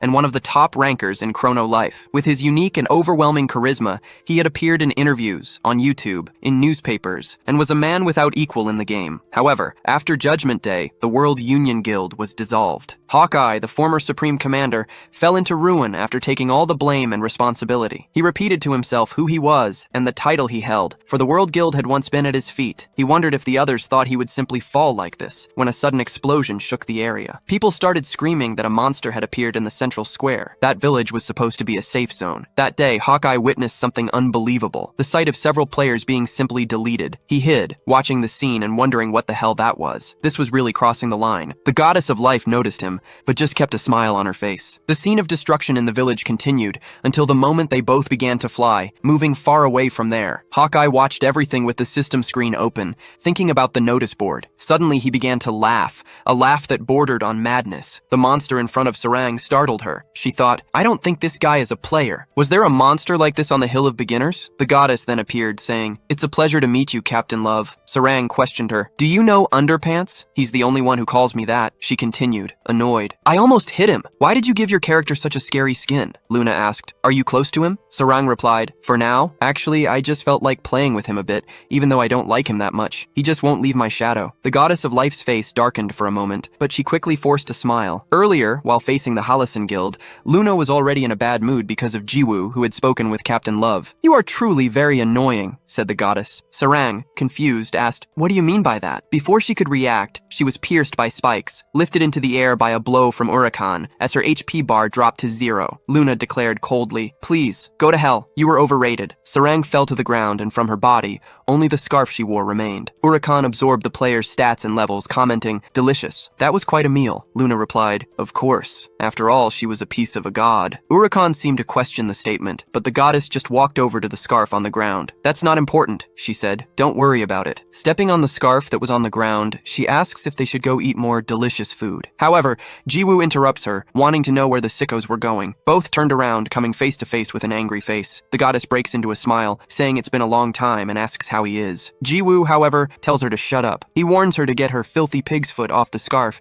if she doesn't want to lose her life again. The goddess looks down at the scarf she was stepping on and moves away, saying she's sorry and that she did it by mistake. Jiwoo watches her coldly. He then turns to Urakan, calling him human with tentacles, and warns that the beating would start with him. Jiwoo raises his staff high. A blast of power stronger than any ever seen is unleashed. The dragon's face lights up for an instant before everything in its direction is completely obliterated. The energy blast pierces the planet's atmosphere and continues flying through the galaxy. When the smoke clears, Jiwoo is still standing. He says he'll let that woman escape just this once and that the cockroach should run along. Luna questions how a cockroach could be as beautiful as her and tells him to stop pretending to be strong, since he couldn't take her life anyway. She advises him to finish his job properly before worrying about her, as his enemy is still right in front of him. Jiwoo looks in the direction of the attack and sees Urakan flying towards him at full speed. Luna calls him my son, as the dragon readies its claws and strikes him with a blast of power. The blow causes an immense explosion. Urus despairs and shouts for his Hyungnim. However, Jiwoo remains standing, commenting that it surprised him. He questions what Urakan is and why he's fine even after taking his attack. Urus asks if he's okay,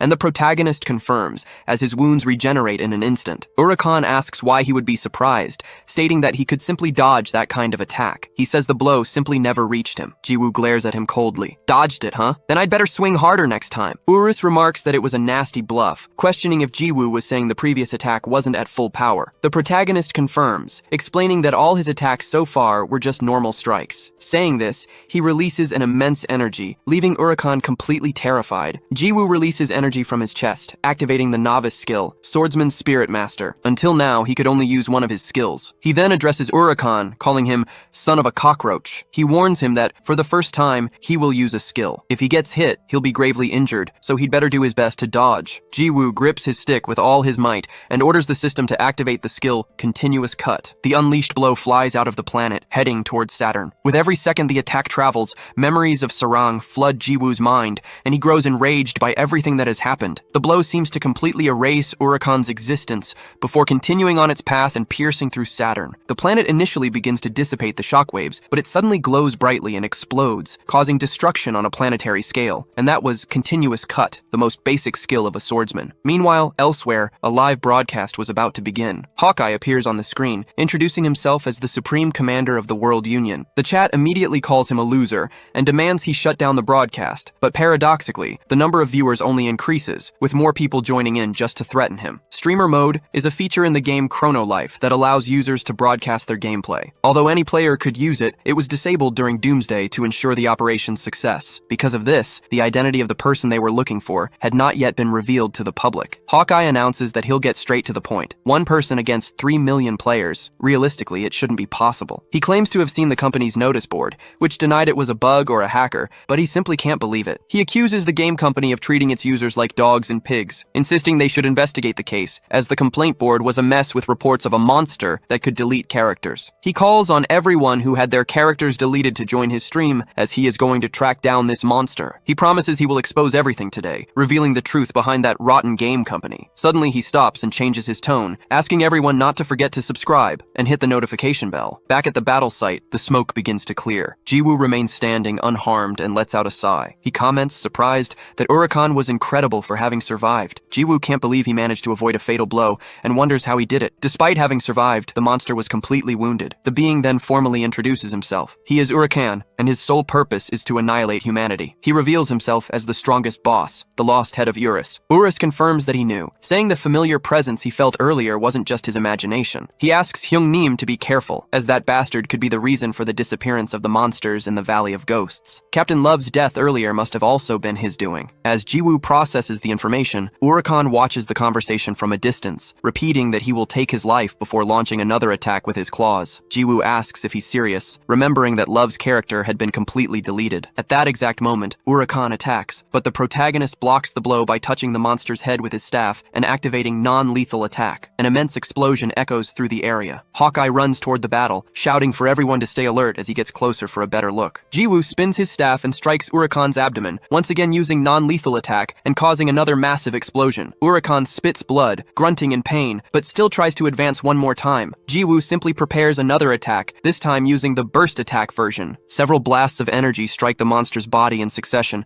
as Jiwoo continues to strike without pausing for breath. A final, immense explosion erupts, and Urakan coughs up more blood. From a distance, Hawkeye watches everything from beneath a tree. The other players wonder who could be fighting in such a high-level battle, but some feel they've seen that man before. Hawkeye, however, is simply in shock. As the smoke clears, Jiwoo's identity is revealed. He was the man from the poster. Everyone is completely stunned. That was the guy who had caused doomsday. Hawkeye remembers how he was utterly defeated and everything that happened, thinking it was all that bastard's fault. He can't believe he's found his worst enemy at the worst possible time and place. Without hesitation, he aims his bow in Jiwoo's direction. The arrow flies toward the battle, but instead of hitting its target, it shatters a piece of Urakan's horn. The onlookers wonder what that was. Suddenly, someone in the chat announces they've recovered their character. Soon, other people start reporting the same thing. Hawkeye is in denial, thinking that should be impossible. The stolen souls were, in fact, returning to their owners, albeit with reduced levels and skill points. With his body covered in wounds, Urakan's level plummets to 723. Jiwoo wonders what is happening. At first, he was dodging the attacks with ease,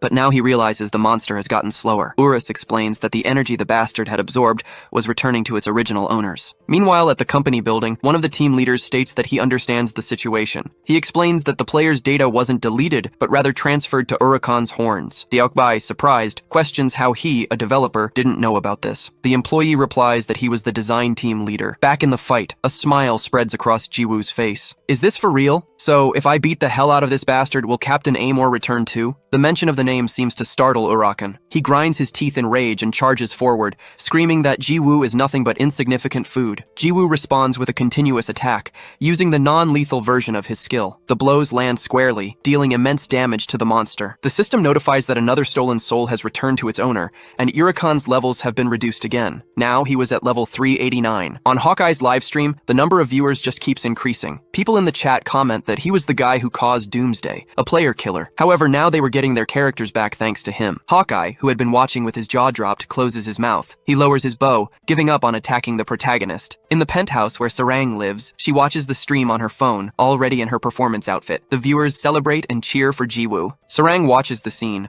also with her jaw dropped, and remembers when Jiwoo used to run after her, asking to be carried in the game. The girl reflects on how much he has changed. Back in the game, the smoke from the attack starts to clear. Urakan is kneeling on the ground, his body completely ravaged by the non-lethal strikes. His stats were now equivalent to those of a level 180 player. Jiwoo swiftly closes in. Urus remarks that all the energy in the bastard's body is gone, causing him to revert to his original form. I can tell, Jiwoo replies, wondering how he should end this. Urakan just drools, stumbles, unable to move, and tries to babble his own name. Suddenly he launches a final spike, which impales the protagonist. It's a direct hit. Everyone watching the stream is completely shocked. Urus's jaw drops, while Urakan opens his mouth in a triumphant roar. Urakan screamed that he was a creature destined to annihilate humanity, as Jiwoo's levels were absorbed as if by a leech. Desperate, Urus tried to call out to his young Nim, screaming as the protagonist was torn in half. Urakan continued to absorb his target's level. What was left of Jiwoo fell to the ground like a twig, and the monster's horn began to grow back. He then burst into laughter, shouting that it was delicious, and that it was his first time having such a fine meal. His level reached 999, but Urakan declared that it wasn't enough. His hunger would never be sated, for he was Urakan the gluttonous. Urus approached what was left of his friend, kneeling beside him. He broke down in tears, calling out for his Hyungnim. Suddenly,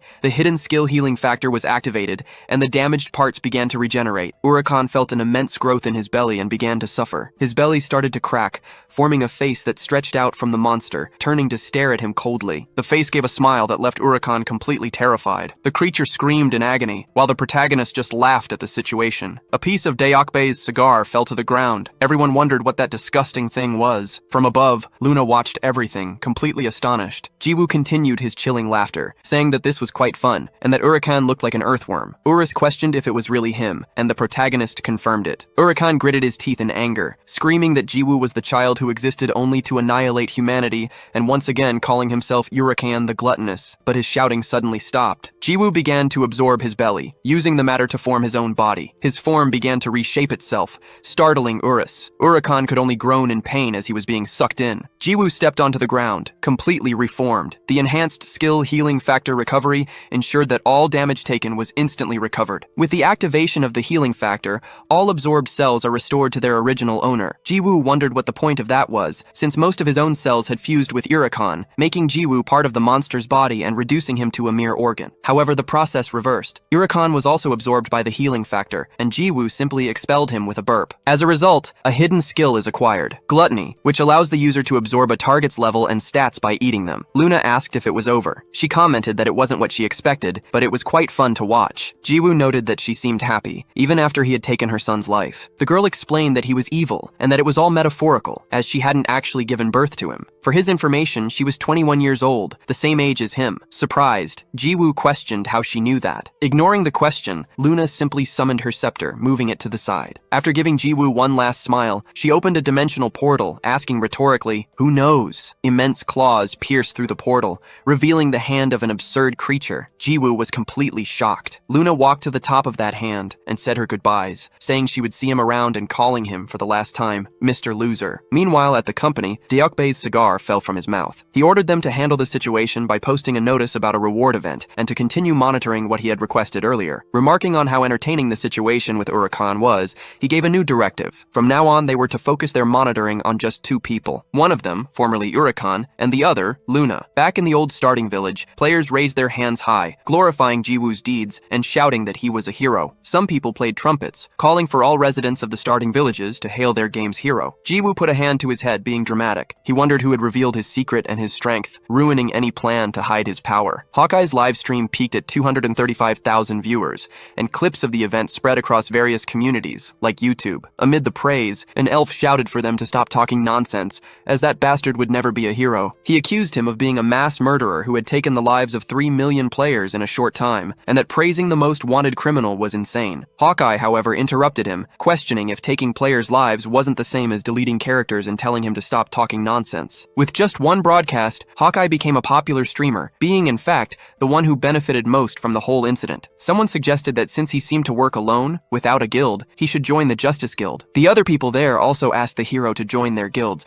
promising that he would be treated very well if he joined them. Jiwoo got scared by all the attention and fled from the crowd that insisted he join them. Urus joked, saying that Hyungnim had become quite famous and that he should have stopped hiding his power much sooner. Jiwoo, annoyed, told him to shut up. Suddenly, he bumped his head on a golden statue. He stepped back, wanting to know what the hell that was, and came face to face with a full-body statue of himself. Both Urus and Jiwoo had utterly terrified expressions. He asked what that was, pleading for it not to be him, but Urus just confirmed that it was Hyungnim. Wang appeared behind him and asked if he liked the statue. He emerged with his guild, all of them wearing only underwear and a cloak. The man said it was worth spending a fortune to make this tribute. He really enjoyed Jiwoo's performance, and just as he thought, he truly is that guy. Wang then asked if he wasn't the one who caused the doomsday, explaining that after after that day he was so impressed that he had the statue built. Jiwoo denied it, confused by his reaction. Besides, he wanted to know why everyone was in their underwear. The chairman explained that they had used everything they had to build the statue, and that the thing had cost over 20 billion. Just then, the townspeople shouted that they had found the hero. Jiwoo started running again and told the old man not to follow him. Meanwhile, in Han Sarang's penthouse, she sat on her bed, head bowed, reflecting on everything that had happened. It should all be obvious to her now. The monsters disappearing the moment she opened her eyes, and the bear rabbit that was crushed with a single blow. Even her gauntlets, which had been stolen by the Hallison Guild. He must have recovered them and given them to her after finding the guild. She wondered why he did it, why he pretended to be weak. Why did he deceive her? With a look of dread, she remembered when her teddy bear was destroyed on the floor. She was just a child in front of her father, crying in fear, scared of everything. The girl had a breakdown, remembering how he had deceived her as she tried to take off her glasses. In the end, she put them back on her face and continued to tremble, sitting on the bed. Later, in the game city, Jiwoo wore a tired expression. He commented that the people had finally calmed down, and that this must be the life of a famous person. Urus, however, warned him that people were still staring at him. Jiwoo then wondered if it felt like they were forgetting something. He felt he had forgotten something important, but was surprised that he couldn't remember what it was. Han Sarang was now standing in front of him. Jiwoo called out to her, asking if she had finally reappeared. He remarked that it was no wonder he'd felt something was missing. He figured it was because she wasn't around. The people around them wondered who this girl the hero was calling out to was. No one was sure, as it was the first time they had seen her, but somehow she looked familiar. Jiwoo remembered the scarf. "I got this for you," he said, wrapping it around the girl's neck. He explained that he got it after taking the Urikan's life, but quickly corrected himself, saying he had picked it up along the way, that he'd found it on the ground. This, however, only irritated Han Sarang even more. She trembled with rage. "Don't make me laugh," she said. "That's not true. Why are you lying?" "What do you mean?" Jiwoo asked. "I don't know how to lie." Han Sarang trembled once more,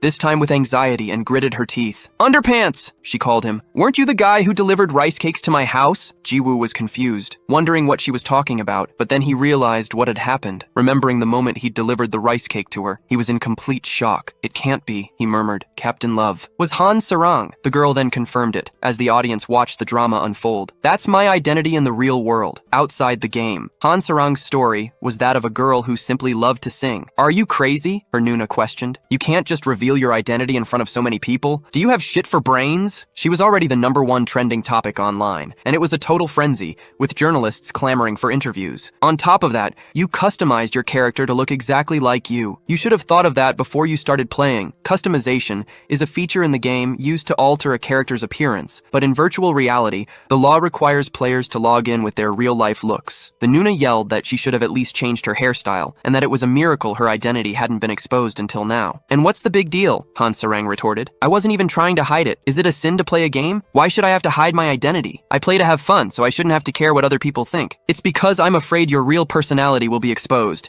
Have you forgotten you've been putting on an act for the entire nation?" said the Nuna. This only infuriated Han Sarang more. "I never wanted to pretend in the first place," she yelled. "You're the one who forced me to do it. I told you from the very beginning I didn't want to lie because I hate deceiving my fans." Then, she slammed her bedroom door shut. The Nuna just grumbled that she was such a stubborn girl. Han Sarang grabbed the virtual reality headset and quickly put it on. The system activated the device and scanned her iris. The trembling girl slowly began to calm down. The system announced that the authentication was complete, connecting to Chrono Life, in the past, at a school playground. Han Sarang hummed a tune about who drinks from the mountain spring. At dawn, a rabbit rubbed its eyes awake, but instead of washing its face, all it did was drink. Han Sarang discovered her talent for music at a young age, and surprisingly debuted in the industry when she was only 5. Genius, prodigy, a heaven-sent singer, or even a reincarnation. That's what they called her. Her debut was more glorious than anyone else's. However, a tragedy struck, as if it had been waiting for the right moment. Her flower, meant to bloom gloriously, was trampled by filthy corporate adults, and the very people who should have protected her the most were her own parents. Of course, the reason was money. It was an all-too-common problem seen throughout the entertainment industry, a tragedy that ruined a young child's life, as if she were a tragic character in some cheap drama. Just like that, Han Sarang was cruelly overworked. Various music programs, interviews, a variety of shows, and countless commercial shoots demanded her time. The reason she could handle such a harsh schedule, one that even an adult couldn't endure, was ironically because of her parents, who would always ask what the problem was, saying she can do better than this. Even while crying and fearful, Han Sarang would force an anxious smile onto her face. However, the child's small body quickly reached its limit. On stage, during the year-end special broadcast that was pulling in the highest ratings of all time, she was preparing for a spectacular final performance. Under the extreme pressure, at the very end of the show, the girl collapsed, vomiting on the stage floor as the horrified audience watched. The girl began to cough frantically, calling out for her parents in fear, but they didn't didn't respond. Instead, they covered their faces, overcome with anger. Seeing their reaction, the already ill girl fell into an even greater panic. And just like that, the child was left with a scar she would never forget. Sitting in a verdant field, Han Sarang reflected on her life as she gazed at the landscape. She remembered the protagonist putting the scarf around her neck and instinctively clutched it. Then, Jiwoo found her, saying he'd finally located her. The girl spun around, startled. The protagonist explained that a gut feeling had led him there and asked why she had suddenly run off, admitting he'd been worried. In response, Han Sarang simply told him to get lost. Jiwoo was completely confused by her reaction. He asked what was wrong, and Urus commented that she must be angry. The Hyungnim didn't understand that she was furious because he had deceived her by hiding his power. Jiwoo asked what he should do now, and Urus advised him to apologize, since lying to her had been wrong. The protagonist starts to cough a little, calls for the girl, and apologizes. He explains that he never meant to deceive her,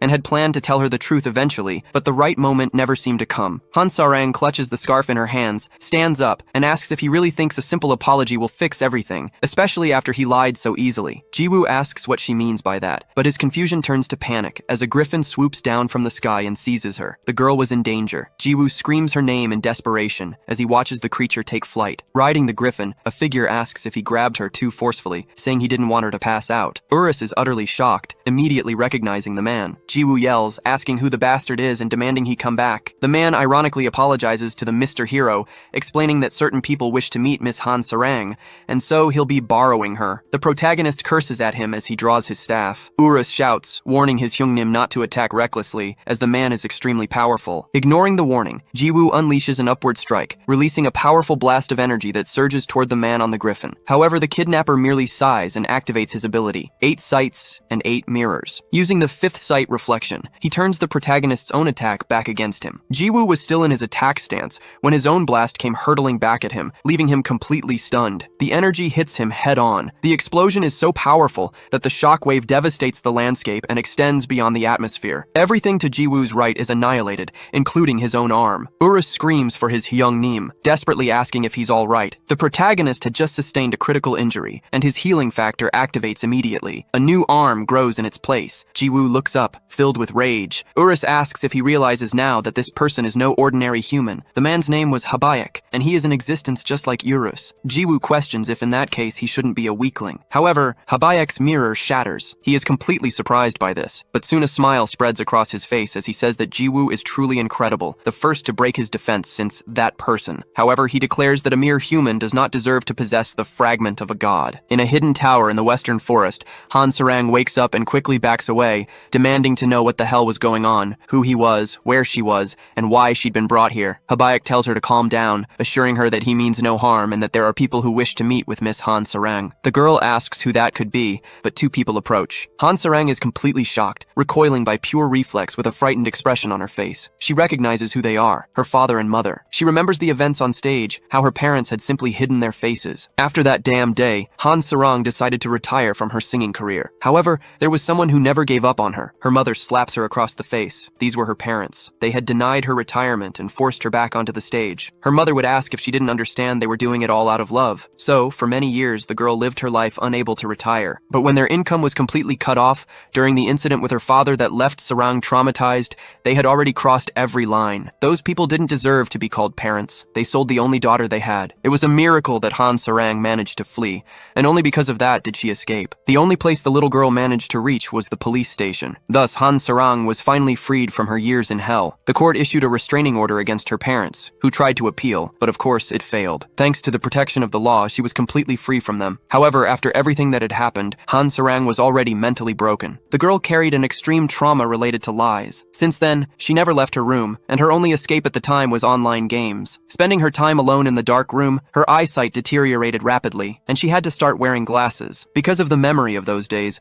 she still gets anxious in real life if she takes off her glasses. The day she stepped out into the world once more will be told a little later. Back in the present, Han Sarang is with her parents. She trembles with pure anxiety, asking about the restraining order. They reply that they entered the game after seeing an article saying she played Chrono Life. They say it still would have been difficult to find her on their own, but fortunately, someone helped them this time. Habayek simply says his goodbyes, telling them he'll step out for a bit so they can talk freely, and immediately disappears from the spot. Sarang's mother says she's grown up so much. They had only seen her on TV, but it was so good to see her, even if it was in virtual reality. She laments how cruel the world is for using the law to separate parents from their daughter. Han Sarang begins to have a breakdown, grinding her teeth in anguish. Then she asks what they want and says that if it's nothing, she can just log out. Her mother shouts that they are very sorry. She says they've wanted to apologize for some time and that they were too harsh that day. She asks if Sarang could forgive them, if possible, because they want to have a happy life with her once again, like in the old days. Meanwhile, Habayek is walking outside the tower. His griffin suddenly stands up. Jiwoo was standing right behind him. Habayek says that place was kept secret, but he supposes Urus guided him there. He starts to explain, but Jiwoo tells him to shut up. Jiwoo states that he will fight again,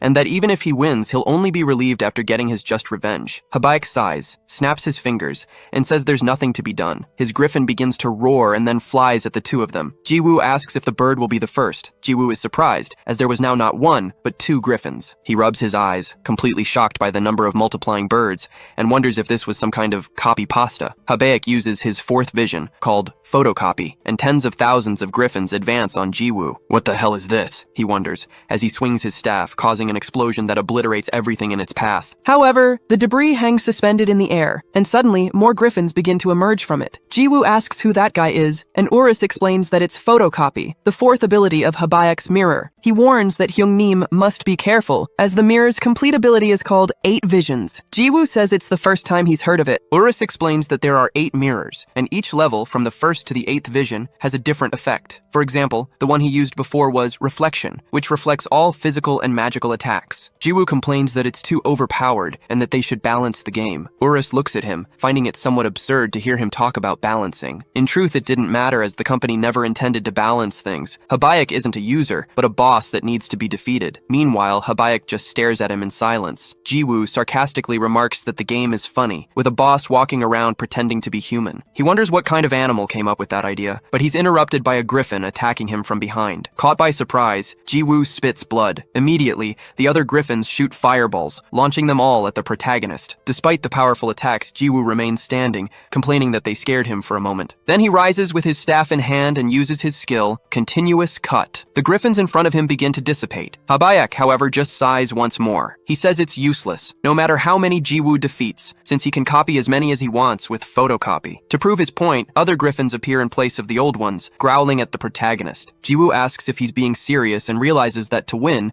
he also needs to shatter that mirror. Habayek, in turn, just maintains his evil smile. Jiwoo uses Continuous Cut once more, eliminating all the creatures. However, as soon as the griffins are reborn, he unleashes another barrage of continuous cuts. After repeating this action a dozen times, planet Earth begins to emanate many beams of light and tremble with each continuous cut launched. Finally, the mirror cracks a little. Habayek is completely surprised by this, wondering who this guy was. Jiwoo simply pointed the stick at him, asking if it was finally cracking. He said he'd heard Habayek was just like Urus, which meant he was a weakling. Habayek replied that he wasn't weak, but that Jiwoo was the abnormal one, and he hadn't expected such power. Jiwoo told him to wipe that smile off his face, as it reminded him of a cockroach. Then, he demanded an answer if he didn't want to go to hell, asking why he had kidnapped Captain Amor and what he meant by piece of a god. Habayek said he wasn't sure if he should answer. Jiwoo questioned if he'd rather lose his life and warned him to stay put. Habayek commented that the mirror was almost broken, but he thought he could use it one more time. Something approached from behind them. Jiwoo wondered if it was another one of those bird heads, but was surprised to see who it was. A perfect copy of himself stood before him, with his stick perfectly replicated, right down to his underwear. Jiwoo stared, dumbfounded, wondering if he was his own opponent. The duplicate copied its target, but as a mirror image. That copy raised its stick and used reverse continuous cut. The barrage of slashes rushed toward him. Jiwoo simply wore a look of grim acceptance and let the attack hit him. His HP began to drop until it reached 0. With that, everything in the area exploded. Habayek watched the fight from a distance, commenting that it was incredible. If he had known, he would have just copied Jiwoo instead of the griffin. Urus called out to Habayek, demanding to know his purpose. Habayek greeted the dragon, saying it had been a while, and apologized for not doing so sooner, as he had been busy. He commented that Urus looked much cuter than before. Urus told him to stop changing the subject, and asked what he wanted, appearing in front of the Hyungnim. He wanted to know if that person had sent him. Habayek called Urus Urus by name and asked if he could pinch his cheeks just once, to which the dragon called him a piece of shit. Suddenly, something on the ground began to grow. The pieces of flesh writhed rapidly, taking on a sinister form. Habayak questioned what it was, while Urus wondered if everything was starting all over again. The healing factor activated, and Jiwoo's health was fully restored. He walked forward, fully recovered, but his body still twitched like a character from a horror movie. Suddenly, the newly formed figure called out to Habayak, startling the villain. Jiwoo's copy appeared behind him. Jiwoo turned and said, "There you are, you damn imposter!" The copy just stared at him in silence. Urus commented that the clone looked even more like a fake than the original, but Jiwoo told the dragon to shut up. The copy grips his staff tightly and unleashes a downward slash against the protagonist. The blast of energy flies at high speed. Jiwoo just sighs at the attack, and, returning to his original form, also wields his staff, countering with an upward slash. The two powers collide violently. Everyone watching the fight was stunned. It was as if two opposing forces were colliding on the planet. As the smoke begins to clear, the two Jiwoos charge at each other, gritting their teeth and screaming in unison. Their powers clash, along with their staffs, which move at a blinding speed. The shockwaves from the blows reverberate throughout the area. The protagonist focuses all his strength into his attacks,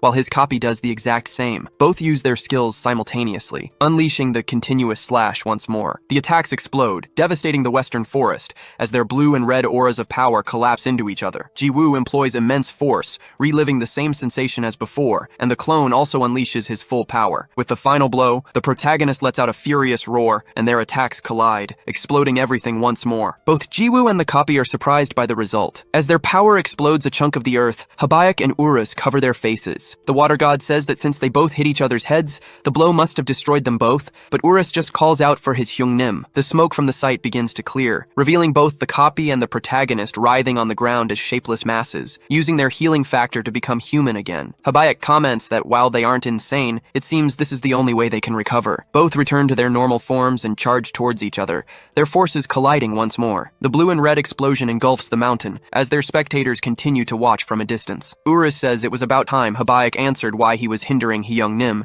and why he kidnapped Captain Love. Habayak keeps a smile on his face, saying that, as expected, Urus knows nothing, and tells him to pay attention to the others. He continues, stating that not even that person can act carelessly around him, the strongest being in Chrono Life. This was the proud Urus. Habayak then says he would also like to ask something. Why was Urus, who never had any interest in anything in the world, accompanying a mere human? Why? Urus repeats, wondering if Habayak still hadn't realized. His colleague says that in any case, Urus has misunderstood several things, and that he can rest assured, as he wants nothing to do with Mr. Hero. The objective was only the peace of God. Urus questions if he was talking about Captain Love. Habayak starts laughing, asking what he was talking about, since a human would never have such value. Han Sarang was merely the owner of the peace of God. Meanwhile, facing her parents in the hidden tower, Han Sarang's mother apologizes. She says she is very sorry and hopes her daughter can accept, until she notices that the girl had nothing in her hands. She falls silent for a few seconds and then suddenly grabs her daughter's hand. "My beautiful daughter, Han Sarang, where are the gauntlets of silence?" Back on the mountain, Urus asks, "They are the peace of God, and they only cost 10 million? Habayak replies that the price isn't important, and that soon the item will be accessible to normal players. The items in Chrono Life were divided into several ranks. First, there were the lowly normal rank items. Second, came the rare rank. After that came the unique rank, and finally the Newman rank. Urus had also heard that a transcendent rank existed, but he had never seen one in real life, and he remembers that they were all in Jiwoo's possession. Habayak says that regardless of strength or rarity, the peace of God is very special, although the transcendent rank is an exception, especially for the gods of this world. Meanwhile, Luna was watching the fight from afar. She comments that Mr. Habayak really spilled all the secrets, and that a man who can't keep his mouth shut wasn't attractive at all, asking if that wasn't true. Beside her, a god eats a sandwich and reveals that this was nothing new. Everyone already knew, since Luna herself had also been collecting pieces of God since she arrived at the Halasan Guild that night. That thing referred to the gauntlets of silence. Luna says that, as expected, he had known all along. The god asks if she thought Yurakan could absorb the peace of God. The goddess of life agrees and says she pretended to be calm,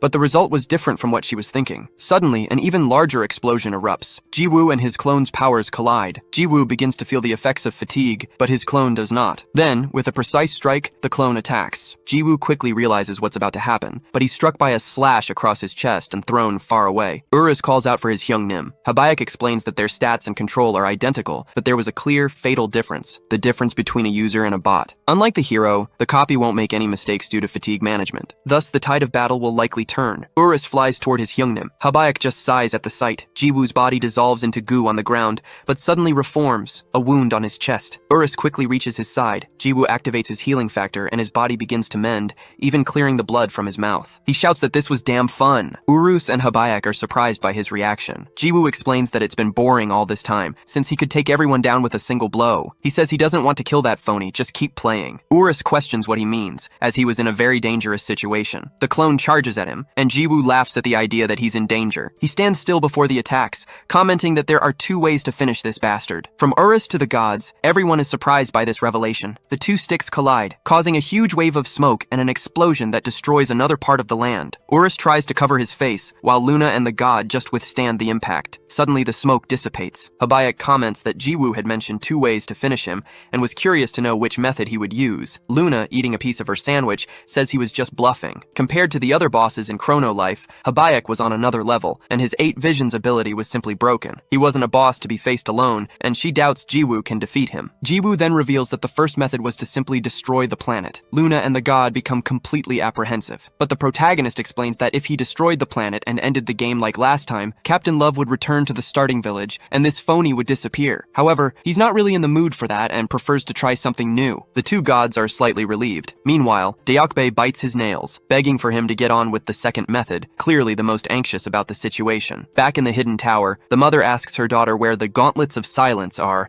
asking her to be honest and promising she won't get mad. The father intervenes, saying Habayak would give them a lot of money if they got the item. He claims they aren't asking for much, and that for bringing her into the world, she owed them this. Han Sarang replies that she doesn't know either, as she lost them a while ago. Her father steps closer, questioning if she hid them. Han Sarang denies it, insisting that's not what happened, but he brutally strikes her across the face. Her father calls her an ungrateful brat, shouting that they tried to endure it when she ran away. He says she was a waste of money, and must have forgotten who did everything for her, demanding to know where his money is. Back at the battle, a magic circle forms beneath Jiwoo. Urus wonders what it is, questioning if it's a new skill from the rookie master. Habayak also looks surprised, but the dragon seems to recognize that violet spirit. Jiwoo activates the ability he absorbed from Urakan, and a tentacle emerges from his body. That was gluttony, emerging from his mouth. As Urus wondered if they could escape that place, the tentacle pierced the clone's back and began to absorb its body. Habayak questioned, "Was this your plan? Did you think my clones couldn't copy the gluttony skill?" Immediately, another tentacle emerged from the clone's mouth, striking Jiwoo in the chest. Both began to absorb each other. Habayak explained that the opponent was a reflection that mirrored everything. As such, it also possessed the gluttony skill, in addition to the healing factor and the battery. Jiwoo's strategy had failed. He really should have tried the first method. Jiwoo, however, ordered, "Equip reserve battery." Habayak wondered what that was, but before he could understand, he was struck by a stinger in the chest. Jiwoo explained that his second attack was aimed at injuring the main body. The tentacle began to absorb Habayak, who realized too late. The attempt to absorb the clone had been a feint from the very beginning. As his body began to disfigure, the clone started to falter, disappearing shortly after. Jiwoo said, "I knew it. If the main body suffers a fatal wound, the clone disappears. It was fun fighting you, you bastard, but now, goodbye?" Habayak continued to be absorbed relentlessly, but he began to resist, managing to sever the tentacle. Jiwoo was surprised by the reaction. The mirror bled along with Habayak. He gripped the artifact tightly, shouting, "You bastard! I didn't know I'd be cornered like this. It's a shame, but I have no choice but to give up the peace of God, the gauntlets of silence." The god was surprised, questioning if the peace of God hadn't already been absorbed by Urakan,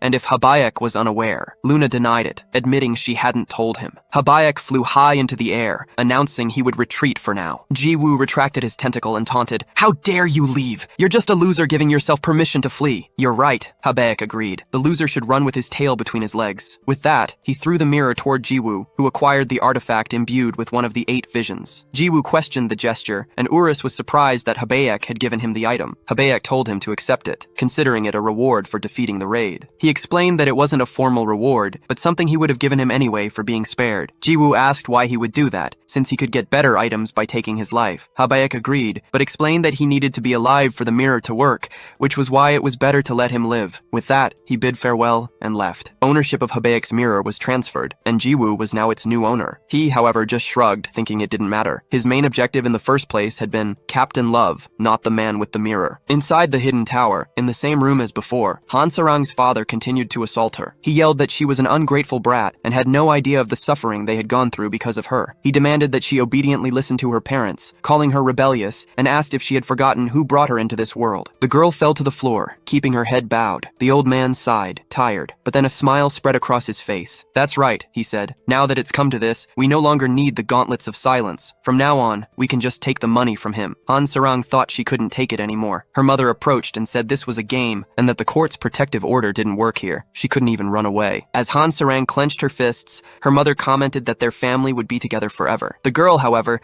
simply pleaded in her thoughts for someone to come and free her from this hell. "Are you guys idiots?" Jiwoo's voice interrupted the scene. "She can just stop playing the game." Everyone turned in his direction. The mother questioned who he was and how he dared to interrupt them. "Underpants guy," Han Sarang thought, recognizing him. The father recognized him too. "It's the guy from the video, that useless bastard who was touching Sarang," he yelled, but was struck before he could finish the sentence. Jiwoo had used his skill to attack without taking a life. "Even if I'm rude, I'm at least polite to my elders," he said. "Of course, selfish old geezers like you are an exception." Urus, watching, wondered if Jiwoo hadn't been just as informal with the Ajusis from the Halasan Guild. "We're Sarang's parents!" the father shouted, recovering. "Bullshit," Jiwoo retorted. "In what world do parents beat their children and extort money from them?" The mother intervened. "Ask Sarang herself. We really are her parents." Jiwoo sighed in frustration. "I hate it when people bring reality into the game. There's no point in playing video games if it's going to be like this." The mother said that's why kids who play video games these days are like this. Jiwoo turns to Captain Love. "Why are you just sitting there after taking a beating like that?" The girl turns to him. "Don't hold back. Go all out. You have the highest level here." Sarang is surprised by his words. "They really are my parents. How disgusting. Being realistic in a game. That's pathetic," Jiwoo says. "Just by looking at them, I can already tell what kind of family you have. But if you're going to be a loser in here too and run away like you do in real life, then why are you even playing?" Sarang grinds her teeth. "What do you know, you little brat? You don't know anything," she shouts, crying. "I've been enduring it all this time." The mother lunges forward to slap her. "What do you mean? Don't you know we're the ones who've been enduring it? Whether it's in reality or in the game, we're still your parents." Sarang grinds her teeth once more. Jiwoo comments in disbelief that her mother is truly heartless for trying to strike her again. "Goodbye. Captain Love is very strong. Even without a weapon, with her bare hands, her punches will hurt a lot." Encouraged, Sarang runs toward her mother, who backs away, frightened and grinding her teeth. Bad memories from her childhood flood the girl's mind. Sarang charges forward with a clenched fist, crying, and lands a direct hit on her mother's face, sending her flying from the impact. Sometime later, Sarang appears in an interview about her, a famous idol, being a player of the game. "Yes, that's me. I've been enjoying Chrono Life a lot all this time." The interviewer comments that the game is quite realistic and asks if she doesn't mind taking the life of even a rabbit. "Of course I can pummel the monsters. It's a great stress reliever," she replies. The idol had completely overcome her trauma and now lives comfortably. Her anxiety disappeared, and she doesn't even need to wear glasses anymore. The interviewer observes, "That's the opposite of how you normally are." "The opposite," Han Sarang repeats. "Maybe the way I am in the game is who I really am." The audience blushes at her declaration. Sarang continues, "But who cares about things like that? Who I really am. If you're looking for reality in a game, then there's no reason to play." In his house, Jiwoo watches the interview on TV. Jiwoo sighed, wondering if it was because of her cool and honest answer that she now had so many more fans all supporting her. He supported her as a fan too. The media's narrative was perfect. The idol Han Sarang, who overcame her trauma, had left the world of gaming to live happily in reality. Upon entering Chrono Life, however, the reality was different. Sarang shouted, "That damn brat is late again. He has a habit of doing this. Does he really want to go to hell?" Jiwoo defended himself, saying he came as soon as he watched the interview and that she was the one who should be at the broadcast station. "The interview was pre-recorded," she retorted. In truth, the idol hadn't stopped playing after overcoming her trauma. On the contrary, she was now logging in more frequently, and from what he'd heard, had even reduced her professional schedule. Sarang hurried him, saying they didn't have time and had to go. Jiwoo, confused, asked where. "Are you going to get hung up on details?" she scolded him. "It seems you've forgotten and still haven't accepted my apology." "It's fine," Jiwoo said, starting to follow her. A victorious smile spread across Sarang's face. "I'll forgive you this time, since you'll be the one carrying me." The protagonist questioned what she meant by that, but then he quickly remembered the past, when he had asked her to carry him. Back then, Sarang had said she was a newbie and didn't know anything. Now she turned, approached him and asked, "Please carry me, Master Jiwoo." Chrono Life was the #1 virtual reality game in the world. Due to its large number of players, there were many guilds. Among them all, the most powerful were nicknamed the world's 5 great guilds. Each possessed its own strength and peculiarities, which made them worthy of their reputation. However, one guild took a completely different path from the others. They possessed a formidable intelligence network, surpassing even the Global Information Guild, and their long-range operations covered the entire continent. All members of this guild belonged to the Rogue class. It was the Robin Hood Guild, one of the 5 greats, an organization worthy of praise completely annihilated in just one night. The guild leader stared at the destruction for a few seconds,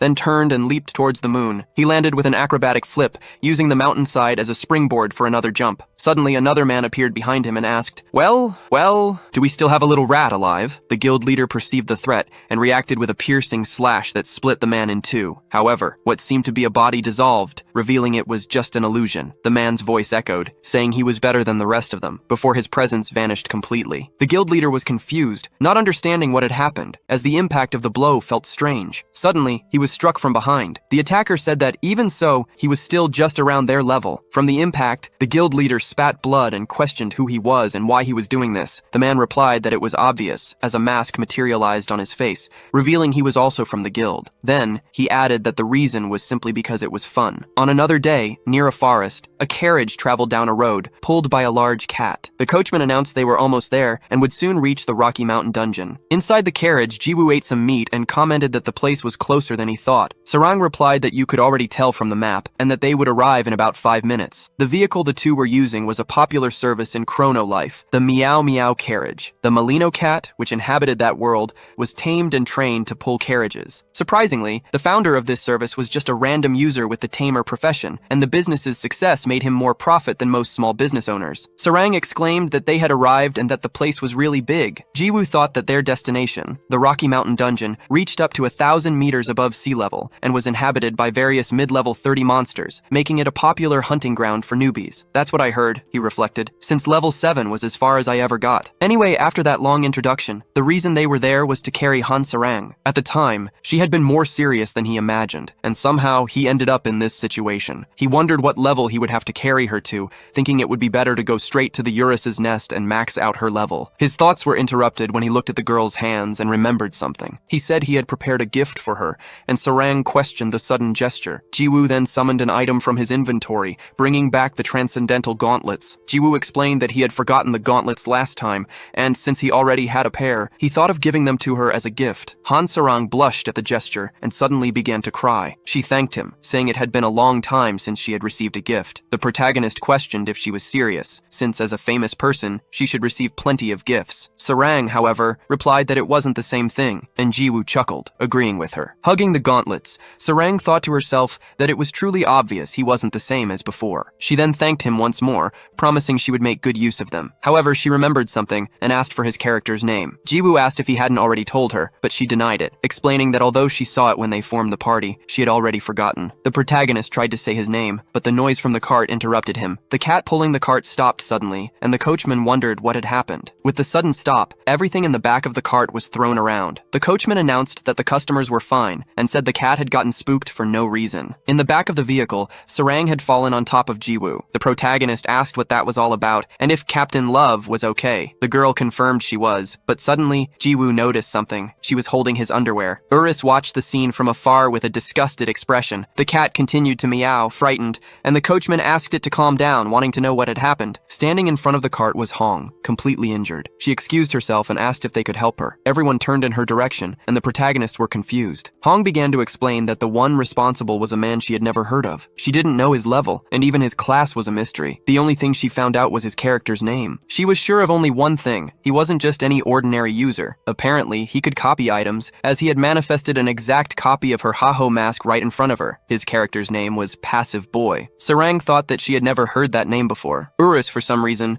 imagined a carrot in place of this character. Jiwoo said he wanted to ask something, and Hong allowed it. The protagonist then asked who she was. Sarang intervened, saying that she was the leader of the Robin Hood Guild, and that even little kids knew her. Urus added, recalling that he was there the day she defeated 3 million players. Jiwoo, however, replied that everyone has their own problems, and that her guild being attacked by some random psycho wasn't a reason for him to help her. Hong then removed her mask, and bowing asked for forgiveness, saying that it was she, personally, who was asking for help. Despite her not even having introduced herself properly, Jiwoo commented that she was persistent, but that he still had no reason to help her. Hong, who was actually a very beautiful girl, introduced herself once more. Suddenly, Jiwoo changed his mind. Who cares about the reason? Helping people in need is my hobby and my specialty. Sarang just thought, what a scumbag. Hong thanked him for agreeing, assuring him that he would definitely not regret this decision. She then revealed that the problem was also related to him, which surprised Jiwoo. Meanwhile, at the Chrono Life building, an employee announced it was time to leave, telling the colleagues from the infrastructure support team that everyone should go home. A man replied, envious, that they still had to work overtime. The team leader questioned this, as they didn't have permission. situation. CEO Seung-won intervened, telling them to leave their work and go home, as he would do the overtime alone. A colleague joked, suggesting he still hadn't made up with his wife. After the joke, everyone said their goodbyes and left. Seung-won was left alone in the office and sighed, a smile on his face. Bunch of damn idiots. He grumbled that those bastards only knew how to play dumb, criticizing Gen Z. To him, they took advantage of everything life offered, and because of that, they were ruined, destined to live a poor life forever. Saying this, he put on his virtual reality glasses. Now that they're gone, it's time to make some real money. The device verifies him and connects to Chrono Life. The GM's private line is identified, revealing him to be Passive Boy himself. Once inside the game, the man flies over the mountains. He says the time has come and summons his item, a powerful red sword. This is the Executioner's Blade, level 99, a unique item of incredible power. Seung-won smiles. It's time to work overtime. Everything he has is at the maximum level. The master level, the highest tier, is something that not even professional players can reach, and it is at this level that one can obtain the highest rank items, the Transcendental rank. This information leaked and became a hot topic among players. However, no one had ever seen one of these items. Sarang thinks in shock that she's seeing a real weapon, straight out of a legend, the Transcendental Gauntlets. She's completely frozen by the sight. She calls out to Underpants, saying she just wanted a closer look, but now she wants to put them on. In disbelief, she asks if that is really a Transcendental rank weapon. Jiwoo casually replies that she can use it, as he has several of them. The girl swallows hard. She equips the Transcendental rank weapon,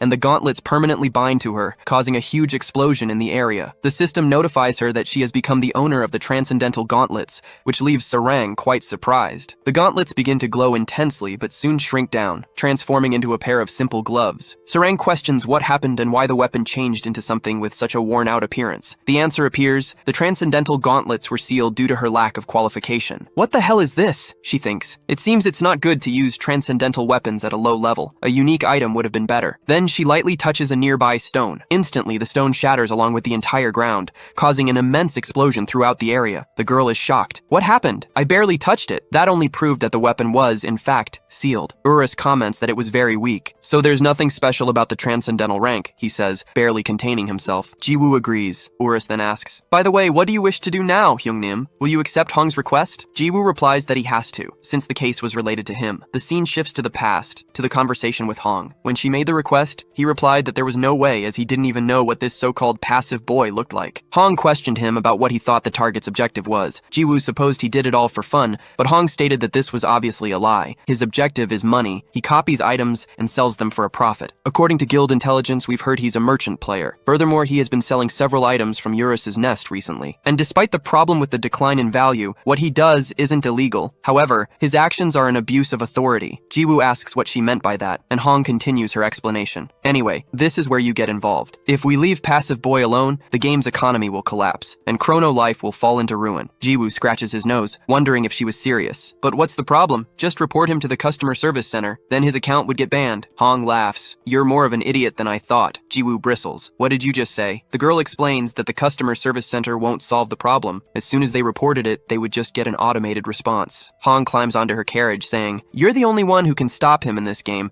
since you're the one who defeated the World Union Guild all by yourself. Then she jumps from the carriage. I'm counting on you. Before the game gets even more ruined, you must find the passive boy and destroy him. Back in the present, the young man complains that it's a pain, but he has no choice. If he simply ignores the situation, he'll have trouble selling his own items. Sarang asks if he has any ideas, since they can't just look for him without any clues. Jiwoo replies, if we can't report him to the customer service center, there's only one answer. The answer is to blackmail the higher-ups. Urus and Sarang are surprised by the idea. At the Chrono Life building, Jiwoo pulls out his phone and calls the president. He orders the man to go to the Gukbap place, threatening to destroy the server once again if he doesn't show up. On the other end of the line, Deokbae barely manages to question what that bastard means before the protagonist hangs up, bursting into laughter afterward. Furious, Deokbae slams his phone on the table and curses the boy. Jiwoo skips along, ironically asking if customer service doesn't work, since, in that case, he would just go meet the president himself. He decides to make the most of the trip and order 2 bowls of gukbap. However, upon opening the door, he realizes someone is already waiting for him outside. It was Han Sarang. Surprised, Jiwoo asks if she'll be alright, since someone might see her. Sarang replies that she doesn't care, since it's late and no one will notice. Besides, she reminds him that in real life, he should call her by her full name. The girl then sends a message to her Nuna, telling her she was going for a walk. On the other end, the woman, who was in the shower, complains that the damn girl didn't even give her a heads up. At the gukbap shop, Deokbae angrily throws the door open, shouting and looking for that bastard Lee Jiwoo. He wonders how a brat dares to call him like that, without the slightest bit of respect. He then spots the two of them sitting at a table, eating peacefully. Deokbae approaches and grabs Jiwoo by by the neck, calling him an ill-mannered imbecile for daring to order around someone older. His attention, however, is drawn to the girl at the table. He asks who she is and if she's Jiwoo's girlfriend. Before Sarang can answer, Jiwoo cuts him off, asking if he's gone crazy because that was the nation's biggest idol, Han Sarang. He warns him that if he keeps talking nonsense, he'll be cursed by her fans. Annoyed by the boy's tone, Deokbai tightens his grip on his neck. At that moment, Sarang slams her hand on the table, asking if they can just get straight to the point and stop this nonsense. Jiwoo agrees, and Deokbai, noticing her seriousness, finally lets him go. Jiwoo then orders another bowl of food for the president. Deokbai is surprised to hear the reason for the meeting. Item duplication. He thought it was something truly important, and says they must think the game is a piece of crap. He argues that the government's authorization wasn't for nothing, and that therefore no hacker is genius enough for such a feat. Jiwoo retorts, saying he's full of shit because someone saw the item being duplicated. Deokbai insists that the witness must have been mistaken. The two began to argue until Sarang asked to interrupt. She suggested that if an external hacker was impossible, perhaps the problem was an insider. Deokbai was silent for a few seconds. He claimed that was also impossible since not even the internal staff using a GM account would have the ability to duplicate items. Then, he set his spoon aside. He announced he was busy and told them not to forget the bill and to enjoy their meeting. Sarang cheerfully said goodbye to him, while Jiwoo thought that the old man genuinely wanted him dead. Outside the restaurant, Deokbai quickly lit a cigar, sighing as he smoked and reflected for a moment. He called team leader Choi, who promptly accepted the president's order. Deokbai ordered him to prepare 5 men, his most trusted ones. Back at the Stone Mountain dungeon, Jiwoo commented that they were back to square one, and the girl agreed. The protagonist complained that it was irritating, but whether it was the passive boy or not, he would smash the head of whoever it was. Sarang laughed, saying he was acting like a tough guy. She then questioned what the passive boy's true objective was, and Jiwoo asked why the sudden question. Sarang explained that she found it strange. No matter how much she thought about it, if the motive was money, there had to be a specific reason to attack the Robin Hood Guild. Jiwoo said he had no idea. Maybe they just had a lot of expensive items. Sarang replied that was exactly why it was strange. If duplicating items was possible, he could sell anything. She wondered why he went after normal players, and especially against the Robin Hood Guild, which had the best information. Jiwoo was surprised by her line of reasoning. Still, he answered that he had no idea. Sarang said she wasn't surprised, and Jiwoo shot back that she hadn't gotten any smarter. Suddenly, an explosion went off beside them. What was that? What happened? The girl questioned, looking at the immense cloud of smoke. Sarang commented that it seemed to be on the same level as his attacks. Jiwoo ran toward the location, while the girl just screamed her friend's name. At the sight of the explosion, Habaek was on his knees on the ground. He was completely wounded and missing one of his arms. Sungwon burst out laughing, saying he was nothing compared to the rumors. The one and only Habaek. The boss questioned why he was doing this, stating that as the coordinator of this world, he was sure such behavior wouldn't be tolerated. He wouldn't be able to handle the consequences if he were caught by the higher-ups and wouldn't be safe anywhere. Sungwon grabbed him by the neck. He called him an arrogant AI, a mere fragment of data that dared to challenge him. If he took the life of a unique boss like him, there wouldn't be a reset, but a permanent deletion. If he didn't want to go to hell, he'd better answer. He wanted to know where Habaek's master was. Habaek laughed at the threat. He asked if Sungwon really thought he would talk. Furious at Habaek's attitude, Seungwon raises his sword, telling him to go to hell. However, a voice suddenly commands him to stop. Seungwon realizes someone important is there. It seems she arrived before he did. The goddess of life, Luna. He then tells her to wait a moment, because he's going to finish this guy off, and she'll be next. Luna simply sighs with a faint smile and says it's no use, as after logging into the GM account, he became just like those other overexcited bastards. Enraged, Seungwon insults her, but Luna simply informs him that he's nothing more than a piece of trash. Seungwon halts his sword and then lets out a laugh. He hurls Habaek to the ground, wondering why he should waste his time when she was going to be next anyway. He turns and walks toward Luna, saying he wants to know where Habaek's master is. However, he adds that she doesn't have to answer right away, because they can take their time. After all, once he rips off her arms and legs, he'll hang her from a tree, cauterizing the wounds and keeping her healed so she won't die. That way they can talk all night long since he's working overtime. Luna gives him a cold stare, reminded of the protagonist. She closes her eyes, saying that Seungwon looks just like him, but is in fact his complete opposite. Confused, he asks what the hell she's talking about and tells her to stop spouting nonsense. Suddenly, a gigantic claw descends from the sky, completely crushing Seungwon. Blood splatters across Luna's face as the creature's palm remains motionless over the spot. To her, it just meant he was utterly disgusting. Luna then turns to leave, her immense beauty on display as she walks away. Suddenly, Seungwon's voice echoes. I'd forgotten about this thing. He reappears and pats the monster's leg, concluding that Luna must be the creature's owner. her. He realizes that's why she was so confident, and admits this is going to be a thorn in his side. Surprised, Luna turns around and asks how he could still be alive. She declares that this time she'll make sure he doesn't return, as trash like him doesn't deserve to live. Seungwon, however, simply says he doesn't care. Seungwon then begins to summon a space. Luna looks around, and suddenly, they are in a separate dimension. The GM zone was a space that could only be created by those with special privileges, and was used for specific purposes, like testing. Seungwon questions if he doesn't deserve to live, saying she's being cringy and needs to stop thinking the game is real life. Luna just gives him an ice-cold stare. Outside the space, Jiwoo and Sarang continue to run toward the scene. The girl asks if the explosion was caused by the passive boy. Jiwoo confirms, saying he also thinks it's the hacker from the company. The president had said it was impossible, but his expression told a different story. He asks if she hadn't heard that the passive boy single-handedly crushed the Robin Hood Guild, concluding that the bastard must have made a super-powered account and was making his move right now. Sarang called out to her friend, asking if there was any way to run faster, but Jiwoo replied that he hadn't put any points into agility. As they got closer to the GM zone, Sarang asked what it was. Habek, who was already there, said they were the traces of the passive boy's teleport. "It's been a while, Mr. Hero." Jiwoo asked what he was doing there and what had happened to his arm. Sarang just remembered that this was the guy who had kidnapped her. Habek explained that he was attacked by the passive boy and that he had also dragged Luna into the GM zone. Jiwoo wanted to know who Luna was, and Habek said she talked about him a lot, insinuating that Jiwoo had a crush on her, which irritated Sarang. She had straight black hair and a nice body. Jiwoo asked if he meant the little cockroach, since they didn't even know each other. Sarang commented that this was underpants boys type, but Jiwoo told her to get a grip, saying she was the one who kept saying things like that. He added that he wasn't crazy enough to like someone who had insulted his parents,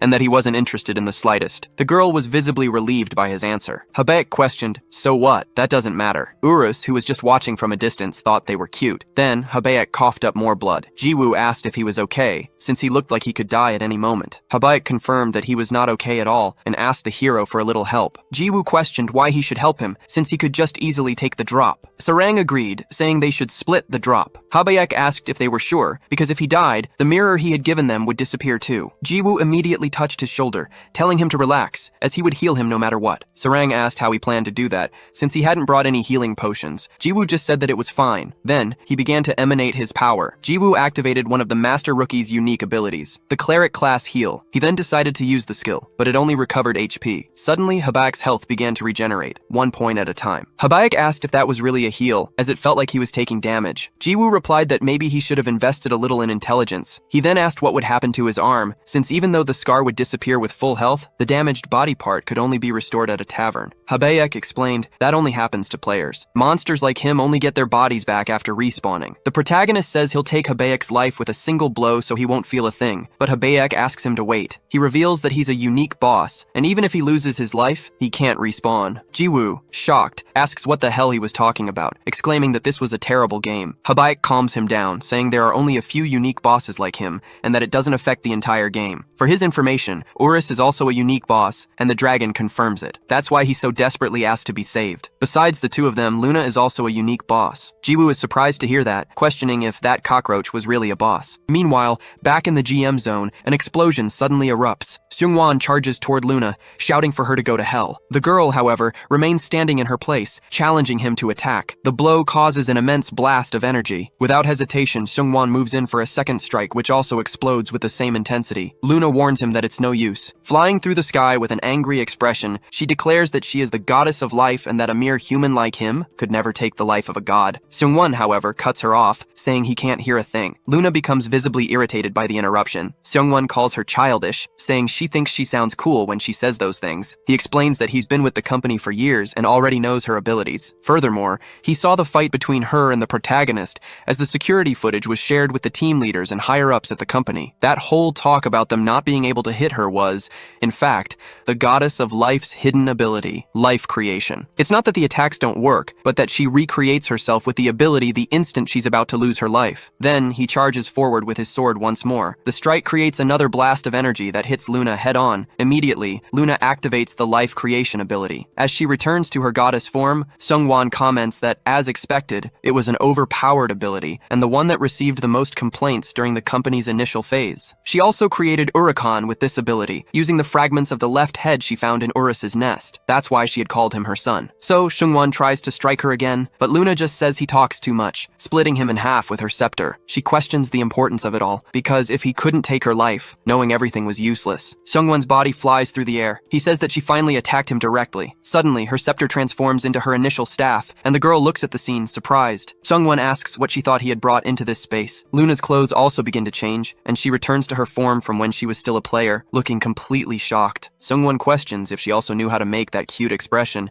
as he thought she was nothing but a bitch. Striking her with his sword, he says that if he takes her life, Habayek's master will definitely appear. So, farewell, unique boss, goddess of life, Luna. In a rather fancy bar, a table was filled with expensive drinks. Seungwon quickly takes a gulp, then slams the glass on the table while saying that drinking after a few hours of overtime was great. His subordinate comments that he worked hard, and that now only the final step remained. Seungwon denies it, because that bastard Habayek didn't call his master. The subordinate argued that at least he had taken Luna's life, and that should have made Habayek's master appear. However, Seungwon revealed he couldn't take her life. His subordinate was shocked, and Seungwon kept his gaze lowered, but said it didn't matter, as there were other ways to meet him. The subordinate admitted there was something he couldn't get off his mind, wanting to know who Habayek's master was. Seungwon asked if he had been working for him without even knowing that. The young man replied that he'd been working for him without asking questions since university. Seungwon set his glass on the table, explaining that, basically, he was one of the main story bosses in Chrono Life. The greatest merchant, the disaster of sloth. The subordinate questioned if that monster was a merchant, and Seungwon confirmed it, saying that kind of freedom was common in Chrono Life. His friend said he'd heard of that before, and that Yurikan was known as gluttony. Seungwon asked if he didn't even know that, as they were the 7 deadly sins from Catholicism, a concept frequently used in movies, manga, and games. Pride, greed, envy, wrath, lust, gluttony, and sloth. These sins are the root of all others, and are called the 7 deadly sins. The subordinate asked if that wasn't plagiarism, and if Chrono Life was just being lazy, but Seungwon retorted that he was the idiot. The concept of the main story bosses was exactly that. Urus of pride, Urakan of gluttony, Riot of sloth, and Luna of lust. The employee grew agitated, saying that Damned Woman was also a main boss. He argued that if a character like that were just some random player,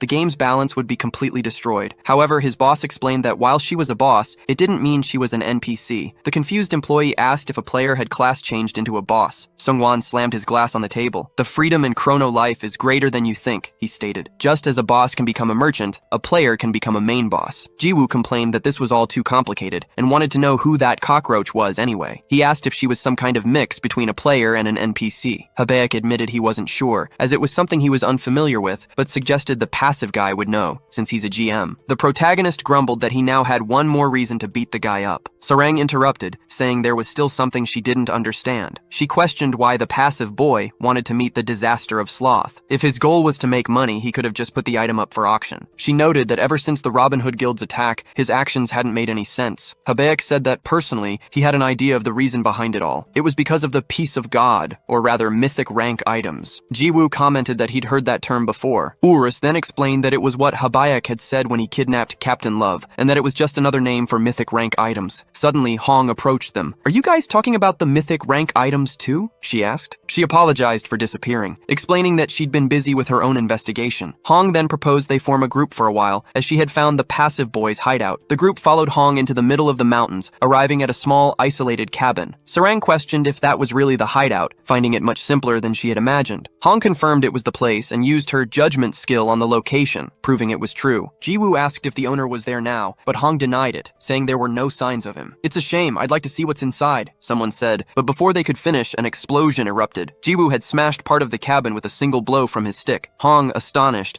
asked how he managed to break the wall. Jiwoo replied simply, "I just hit it, and it broke." Without further delay, they decided to go inside. Inside, Sarang's jaw dropped at the sight. Tons of gold piled up alongside rare artifacts. She asked if all of those were copied items, but Hong denied it. None of these items are copies. They're all mythic rank. Hong estimated the total value there to be around 5 billion, leaving everyone completely stunned. Hong continued, saying she had also seen several of the items he took during the attack, and that he probably left them there because he ran out of inventory space. As expected, his goal was the mythic items. Jiwoo asked why, and if he did it for the price, since he could have just gone to Urus's nest like he did. Hong replied that way, he would only get a small amount of money and the company would notice, just as it happened with her. Mythic items are different, as there is a buyer who can infinitely purchase all of them. Jiwoo thought. In that case, the buyer was... Hong interrupted him, revealing it was Habayek's master, the biggest market, Riot. Habayek agreed, as he had been thinking the same thing. Hong said the passive boy was worse than she thought, but regardless, it was a good plan. Since Riot isn't a user, there's no risk of the information leaking,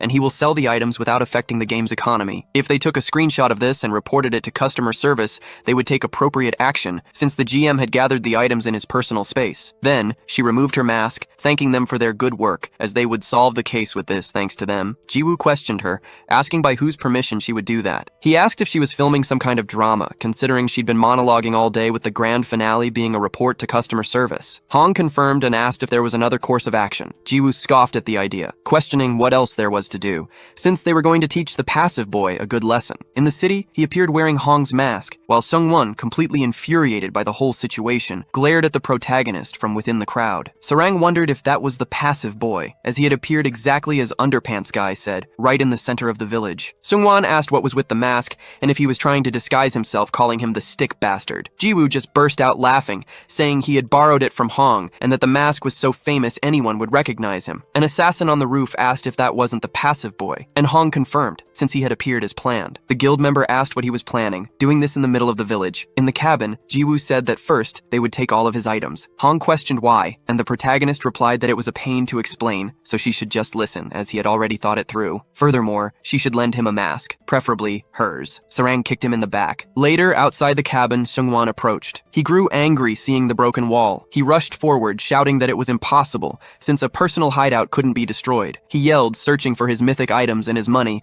but there was nothing. The young man realized he was screwed, getting even angrier when he saw the note on the floor. On it, Jiwoo had written that if he wanted his items back, he just had to go to the village at 7 p.m. Back in the present, Seungwon approached, demanding to know how he dared to take his money, but Jiwoo warned him not to get any closer. He then drew the draconic fire dagger and warned, "If you take one more step, I'll sell it to the NPC shop." Seungwon retorted that the item was worth 200 million in real money and that if he sold it, he wouldn't even get 300 gold. Gritting his teeth, he yelled, "You bastard, what the hell do you want?" Jiwoo replied that he wanted absolutely nothing, but if he had to choose something, it would be for Seungwon to figure it out for himself. Watching the scene, Sarang thought that Underpants Guy really looked like a villain. Jiwoo then taunted, "Does that piece of shit have a problem? What are you going to do now?" Seeing him tremble was very funny, but suddenly, Seungwon vanished and reappeared right behind the protagonist. He then used his teleport to the GM zone, taking Jiwoo with him. In the city, a cloud of smoke prevented everyone from seeing what had happened. Sarang called out for Underpants Guy, but realized he had vanished too. Inside the GM zone,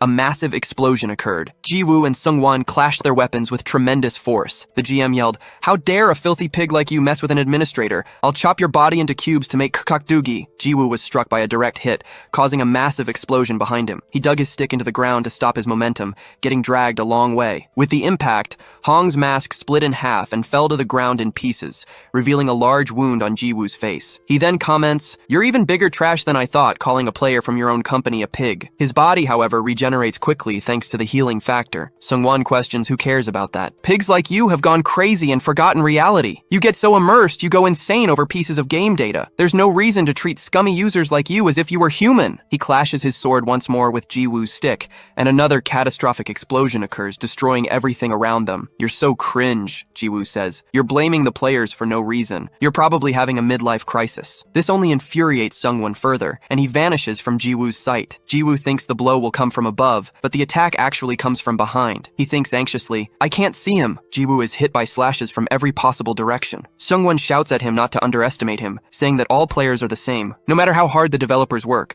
all they get in return are insults and criticism. He remembers that time 7 years ago at the Chrono Life headquarters. There he was, a developer who had not yet lost his innocence. Jiwoo interrupts him, striking his face with the stick and telling him to stop. He says he couldn't care less about that tragic villain backstory and yells at Seungwon to cut the crap already. The attack causes an explosion larger than any seen before. When the smoke begins to dissipate, Seungwon's healing factor skill is activated. He recovers instantly and lands a slash on Jiwoo's chest. Jiwoo wonders how he has healing factor, but soon concludes that for a GM account it makes sense. Suddenly, Seungwon activates the hidden skill of the strength stat, called Spirit of a Titan. The skill emanates an immense bluish energy, and Jiwoo wonders if this is a hidden skill, just like the healing factor he himself obtained. Seungwon begins to get up. The skill's description says that Spirit of a Titan offers the strength of a giant, and its requirements are similar to those of healing factor. Seungwon grinds his teeth, screaming in rage, and the Titan spirit behind him mimics his movements. The bluish energy begins to flood his body. Jiwoo wondered what was with all the fancy effects. Not even his own healing factor was this dramatic. Finally, the skill is fully activated. During its activation,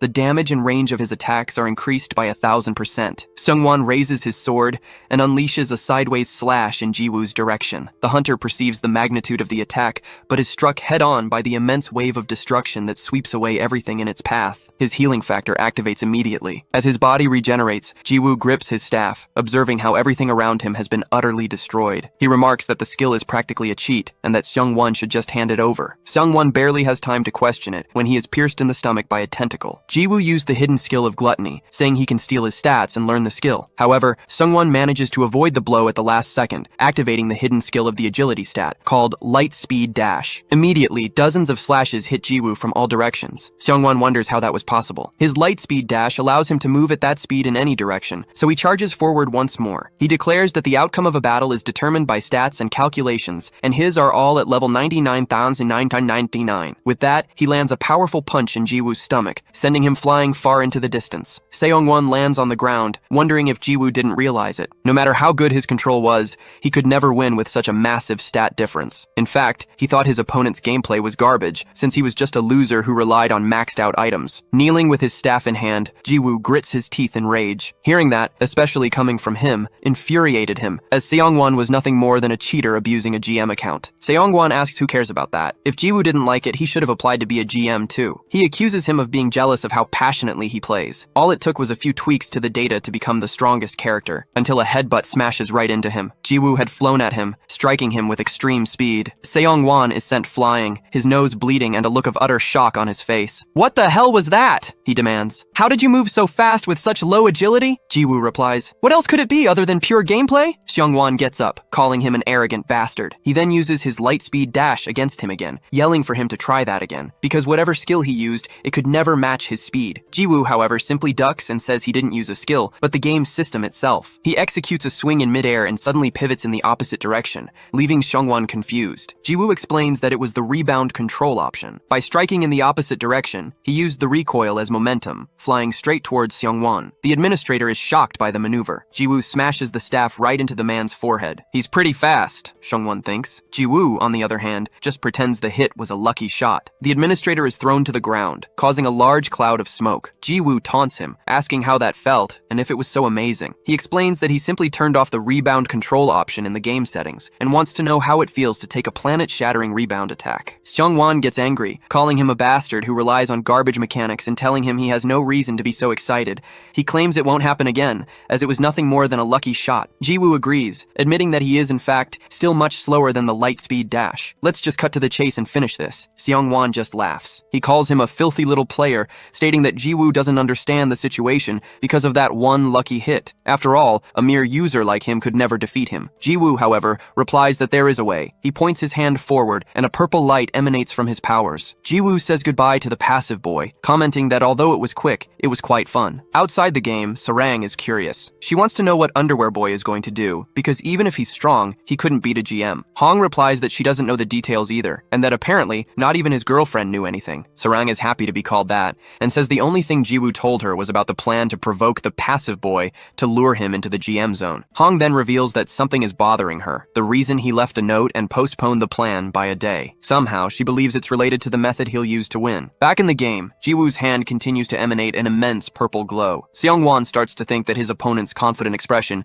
might mean he actually has a plan to defeat him. The protagonist then activates the skill, Character Summon. It was the most basic summoning skill. Seung-won is surprised, repeats the skill's name, and then bursts out laughing. He was expecting some incredible skill, but it was just a simple summon. He scoffs, asking if Jiwoo thinks he's some kind of jack of all trades, because even with that skill, it would be useless with low charisma and intelligence stats. Those are basic stats, and with such a low level, he could only summon some weak monster. He calls him a filthy pig, but suddenly his voice trails off. A portal opens and a man steps out. He takes out a cigar and adjusts his sunglasses. It was Deokbae. Upon seeing him, Seung-won is completely shocked. Jiwoo smiles. Seung-won's reaction was priceless and made the whole summoning effort worthwhile. The night before, an employee asked his Sunbae if he wasn't staying for another round, but the man declined, saying he had to work overtime. The colleague commented that he really loved his job and respected him for it, then turned to his companion to suggest they grab a few more drinks. On his way way, however, the Sunbai came face to face with a group of men in suits. They were accompanying President Deokbae. Later, in a dark alley, the employee was seen begging for forgiveness. He swore he planned to leave the country as soon as he got the money and that he was just following orders. One of his team leaders asked what they should do, and Deokbae ordered them to get rid of him. Walking over to Jiwoo, he thanked the young man, saying that thanks to him, they caught the traitor before he became a bigger problem. Jiwoo agreed, wondering if this was a game company or the actual mafia. Deokbae said he'd been planning to take Jiwoo's life if he had called unnecessarily one more time, and the protagonist simply accepted it. The president then claimed he was just kidding and said he would deal with the passive boy right away, as they planned to call the legal department to sue him in every way possible, and, of course, fire him as well. Jiwoo asked if the president had anything planned for tomorrow at 7 p.m., and Deokbae said no. At that, the protagonist broke into a wide grin, telling him that he should also participate in the proper lesson that was about to take place. Back in the present, Xiongwan's legs trembled at the sight of the president, and he screamed in fear. He begged the system to log him out, but permission was denied since he was in battle. Then, he declared he knew what to do, and commanded the GM zone to close. Jiwoo pointed out that the guy was trying to run away. The president, in turn, commanded the presidential zone to open. The entire area took on a green hue, and Xiongwan grew even more terrified, crying out that it was all over. He held his sword, trembling with fear, but muttered that it didn't matter, as he would just quit the company after this anyway. Charging forward at an absurd speed, he attacked, thinking that it didn't matter if it was the president, he could just go to hell. However, his strike completely missed its target, slicing off only the tip of the president's cigar. Xiongwan trembled in fear at the result, and even Jiwoo was completely stunned. The president took another drag from his cigar, saying that even rabid dogs hesitate before biting their own masters, and that Xiongwan was worse than a mad dog. President Choi Deokbae had infinite stats, and his level was infinite as well. Then, he readied his fist, announcing, "You're fired." There was nothing Xiongwan could do but accept reality, and he closed his eyes. The fist closed in and crushed his face in an instant. An explosion far worse than any of Jiwoo's attacks erupted from his back. That single punch annihilated the passive boy. Jiwoo thought in disbelief that the damage had surpassed even the 99.999 healing factor, and that the old man was terrifying. And just like that, the problem was over. All the epic items the passive boy had taken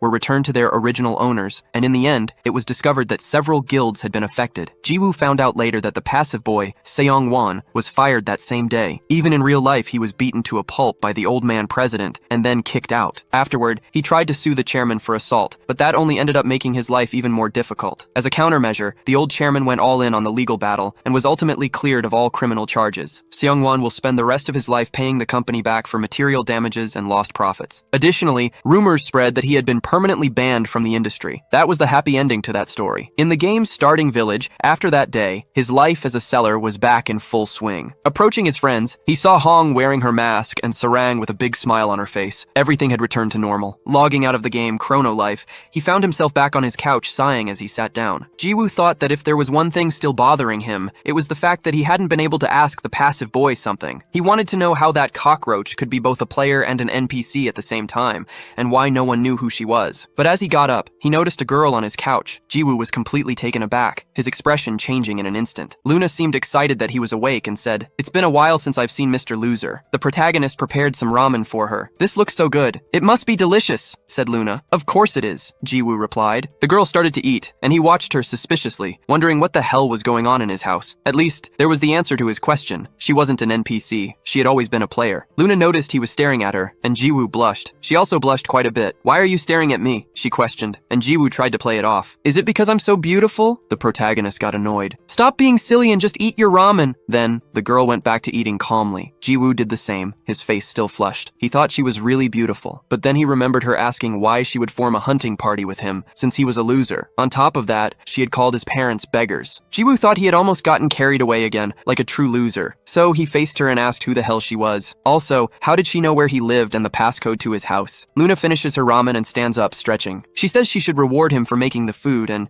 since she's sure he's curious about many things, he can ask whatever he wants, as she'll answer everything. Jiwoo stares at her suspiciously, but says that's fine, and that he'll start with a lighter topic. He asks if that is her natural hair color, because when they first met, it was light pink. Luna looks at him, blushing, and says he had already asked that in the past, adding that she's happy he noticed, remembering their first battle. She confirms that it is her natural color. Jiwoo asks what the hell she is talking about, and the girl tries to play it off, asking if he prefers pink hair and if she should dye it, but he changes the subject. He wants to know if her character was deleted for being defeated by the passive boy. Luna explains that she did indeed lose her life, but her character wasn't deleted, as the confrontation happened while she was in a human state. Jiwoo asks for more details, and the girl explains that she didn't know her divine authority would disappear when attacked in an administrator's zone. That was a huge relief, because if that weren't the case, she would have had to create another character from scratch. Jiwoo then asks if she plans to do that again, since she needs to take the lives of 1,000 people to become the goddess of life. Luna denies it, explaining that killing 1,000 players was just one of the conditions. Besides, she needs to complete an even more difficult requirement to change her class. She can freely switch between human and goddess modes, and asks if he has any more questions on the matter. Jiwoo says he appreciates her kindness in answering, but points out that she still hasn't answered the first and most important question. He asks once more, who is she? He points out that she keeps showing up no matter where he goes in the game, but following him in real life is crazy. He warns her not to dare avoid the question again, and threatens to report her to the police if she doesn't answer directly. Luna looks into his eyes and then closes them,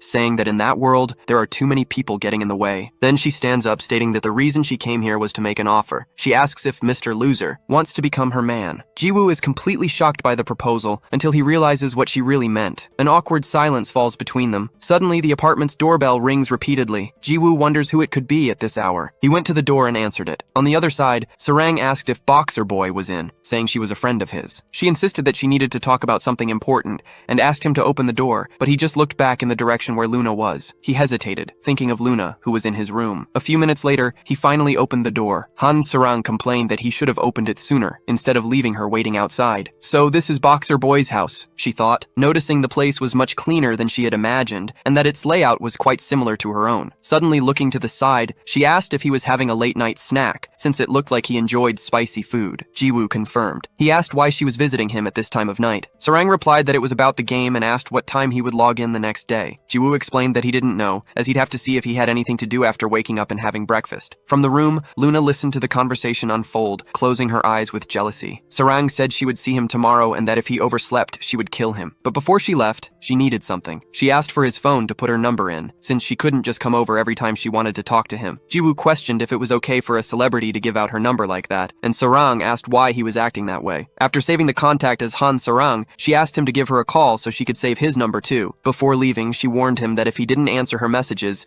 she would send him on a one-way trip to hell. The apartment door finally closed. Jiwoo wondered what had just happened. Outside, with the door closed, Sarang sighed in relief. After all, she had managed to get his number in a very natural way. She'd better hurry and send him a message soon. Back in the apartment, Jiwoo commented that he was going to have a heart attack with everything happening in the middle of the night. Luna questioned why he had asked her to hide, since they weren't doing anything strange. He replied that her just being there was strange enough. He said he was tired and wanted her to leave. Luna stated she would only leave after spending the night there, making Jiwoo think he was going to lose his mind. The girl then said she was just kidding and would leave as soon as he gave her an answer to her offer. What the hell kind of offer is that? He questioned. And why do you keep spouting nonsense? Who are you anyway? Luna replied that his question was too ambiguous, but to put it simply, she wanted him to please join a party with her inside the game. The next day, inside a grand hall, Habayak called for his master. He presented himself before him, even without an arm, addressing him as Lord Disaster of Sloth. The great merchant Riot, seated on his throne, stared at his subordinate's wound, wanting to know what had happened to his arm. Habayak begged for forgiveness, explaining that his own lack of skill had led to his body being damaged. Riot grew furious at this and extended his hand toward his subordinate,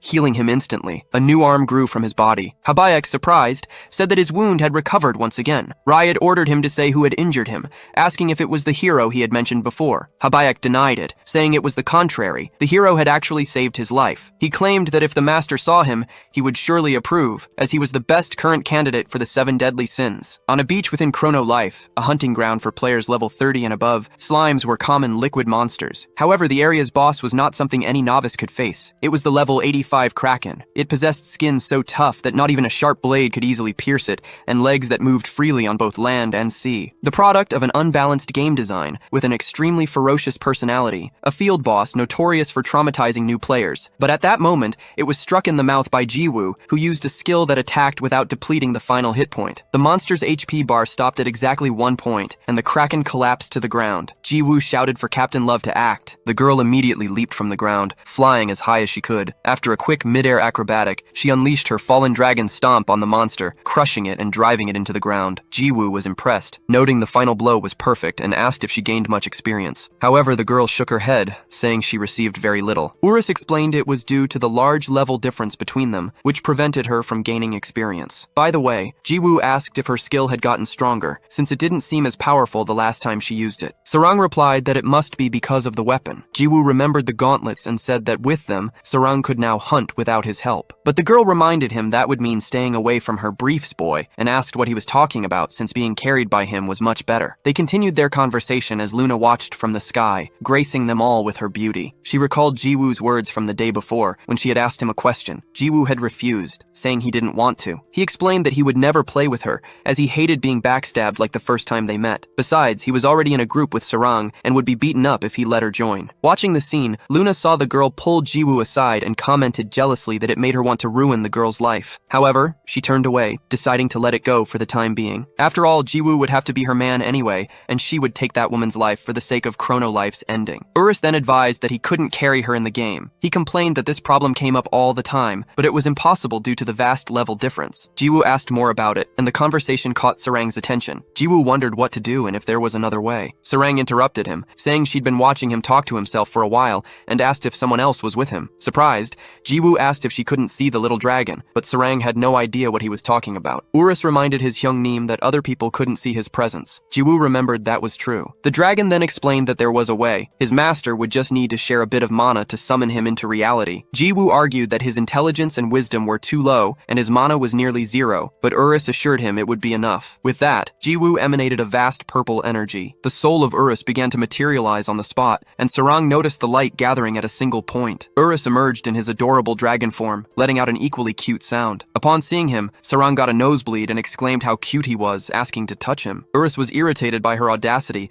asking how a mere human dared to touch him and if she wasn't afraid of going to hell. Jiwoo, however, said it was fine, and the girl immediately hugged the small dragon. Suddenly, a voice rang out saying he had finally found them. Jiwoo turned to find Habaek and his griffin, questioning what he was doing there. Habaek explained that the situation had become complicated, and he had to flee in a hurry to meet the hero. Jiwoo asked how he knew his location. Habaek revealed that he had used one of the mirror's abilities, the seventh vision of exploration, which guided him to an opponent he had previously faced. He warned that there was no time for explanations, as a terrible person was heading to their exact location. Jiwoo interrupted him, noticing his healed arm. Habaek confirmed that his master had fixed it, but that they were facing a gigantic problem. Just then, an immense pressure made the entire place tremble. Jiwoo wondered if it was an earthquake. Sarang felt the power too, as did Urus, who had been enjoying the affection. With a fearful expression, Habaek announced that he had arrived. It was his eternal master, the owner of the great throne, accompanied by an army of angels. This was Riot, the disaster of sloth. Sarang wondered what all that was, asking if it was a soldier in angelic armor. Jiwoo, on the other hand, only remembered what he had been told about the disaster. He had thought that being called the Great Merchant, Riot would be a human-like monster like Habaek, and couldn't understand why he was so enormous. Habaek flew on his griffin toward his master. "I am sorry. I was unable to explain the situation in detail." Riot replied that it was fine, as he would come down himself to explain everything. Though fearful, Habaek simply closed his eyes and said he understood. The throne began to descend at an immense speed, crashing into the sandy beach. The impact sent Jiwoo and Sarang flying. Riot then said it was a pleasure to meet him, as he had heard much about him from Habaek, and that he was the current hero. Jiwoo grew apprehensive, wondering if this man was truly the disaster of sloth. Meanwhile, elsewhere in the forest, Luna walked calmly to the entrance of a ruin. She seemed to already have a plan in mind. "I've finally found it," she said. So, he was here, sitting on the throne. Before her was the human considered the strongest in life, and the first hero, Lord Yopi. Luna murmured that the description was exactly as the game had described. A legendary, obsolete, and familiar hero. Suddenly, the mark on Yopi's forehead began to glow, revealing some kind of power. "I was expecting this," Luna said, pointing her scepter at him. "I don't know whose idea it was, but this game's story is truly childish and cliché, but that's part of its charm." Her scepter began to glow, aimed at the great hero. Back on the island, Jiwoo watched Riot, lost in thought. He was Sloth, one of the 7 deadly sins, who commanded the strongest tribe of angels and was also known as the Great Merchant in Chrono Life. His presence was fitting for that enormous throne, several meters high and made of pure gold. However, despite all that majesty, his appearance was that of a child, which left Jiwoo and Sarang surprised. Urus commented that the brat still had the same charisma, even after all this time. Using his powers, Riot floated down from his throne and flew toward the protagonist. "This body is Riot, Sloth. And you are the hero Habaek mentioned, right?" Jiwoo replied that he probably was, feeling strangely unsettled by the child's presence. Riot let out a scornful sigh, commenting that the level of humans these days had dropped considerably if a guy like him was considered a hero. Jiwoo asked what he meant, but was suddenly struck by an explosive kick to his face. Sarang was surprised by his speed. Riot spun around with another kick, hitting the other side of the protagonist's face with extreme ease, sending him flying into a rock and causing considerable damage. Habaek called out to him, "Lord Riot, why are you attacking the hero? He's the one who helped us." Riot, however, told him to shut up. If I wanted to talk, I wouldn't have come all this way. After all, our kind will always be opposed to humans. I can't believe you approached them so needlessly. Do you have any idea how foolish your actions were? Emerging from the rubble, Jiwoo admitted that he was right about that. The little boy really seems to understand that a player and a monster can never be friends, so just stay right there. Since you made the first move, there shouldn't be a problem, right? Riot just glared at him angrily. Don't be mistaken, human. You were the one who made the first move. Jiwoo, confused, asked when he had attacked him. In response, Riot slammed his leg on the ground, causing a massive explosion around him. Urus, pride of the 7 deadly sins, was the one who lost his life and accelerated the entire game. Saying this, he hurled an enormous rock toward the protagonist. And why are you only complaining about that now? Jiwoo questioned, batting the rock away with a swing of his staff and causing another huge explosion. Urus is, officially, the strongest boss in Chrono Life, Riot shouted, as he landed a powerful kick to the protagonist's stomach. He was supposed to appear in the final raid of the main story. However, you took his life and messed up the entire order. Urakan of Gluttony wasn't supposed to be consumed like that either. They are beings who were only meant to be defeated 10 years from now. Sarang tried to intervene, saying that Urakan had attacked first and that the protagonist had saved her. But Riot just yelled for her to shut up. The girl recoiled, fearful. The deadly sin continued. How dare you interrupt me? I did not give you permission to speak. A crushing pressure forced her to the ground. She wondered what kind of power this was inside a game, as she hadn't felt anything like it, not even when facing Urakan. From a distance, Urus watched everything unfold until he noticed something different. The two stared at each other from a distance. Riot says that Urakan was born from Urus's defeat, and ultimately, she was the one responsible for it all. And the problem, which has been growing ever since, is about to erupt. The strongest human in Chrono Life, the first hero, Yopi, will be resurrected very soon. Yopi's skeleton opens its eyes, emanating a great aura the same color as Luna's. A smile spreads across the girl's face as she says she knows it's not yet his time to awaken. That's why she came to share her powers with him. The hands, once skeletal, begin to grow fingers and flesh, regenerating completely beneath a gauntlet. Yopi rises from his throne, emanating an overwhelming amount of energy. Jiwoo asks what would happen if he were resurrected. After all, if he's a hero, he should be on humanity's side. There shouldn't be any problem with him coming back from the dead. Riot just sighs, annoyed. She says he's dumber than she thought and that he should already know this. He won't be resurrected as a human, but as one of the 7 deadly sins. Annihilation will be his sole purpose, along with vengeance against the humans who so vilely betrayed him. The temple floor begins to tremble, and a skeletal hand emerges from the earth. A skeleton rises from the ground, the first of an army that begins to march out of the temple. The energy coming from Yopi can be seen from anywhere in Chrono Life. Then, Luna explains that the one who once trusted and loved humans now hates them after his death. It was truly a childish story, and the sin he will receive. A gigantic skeletal dragon joins the army. Yopi declares that he was the first hero,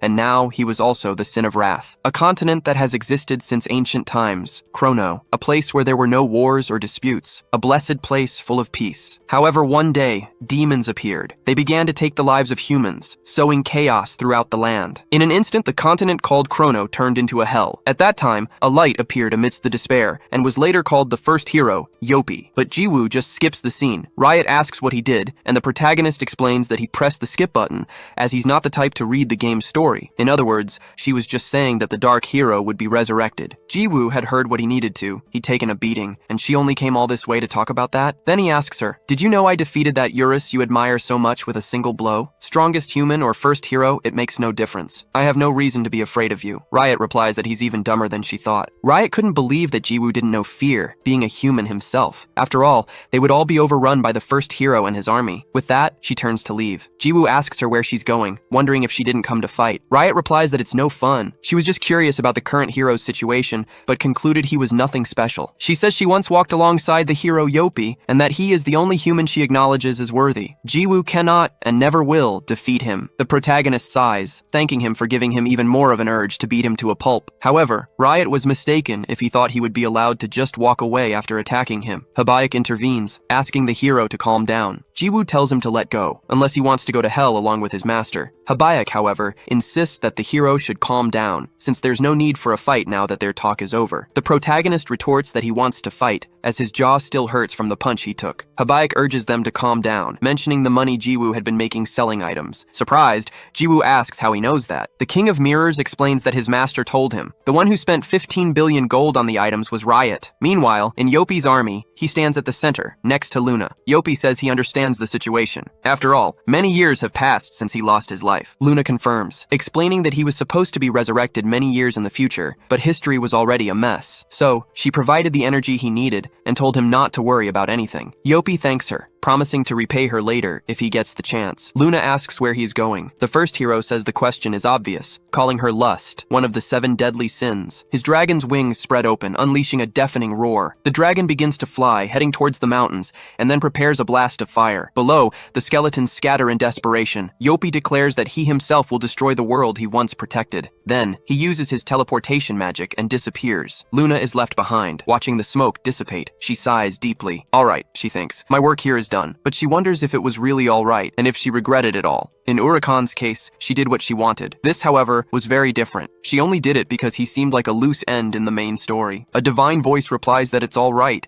and that they should just enjoy it, looking at the earth from afar, for they must see the way this world will be cleansed.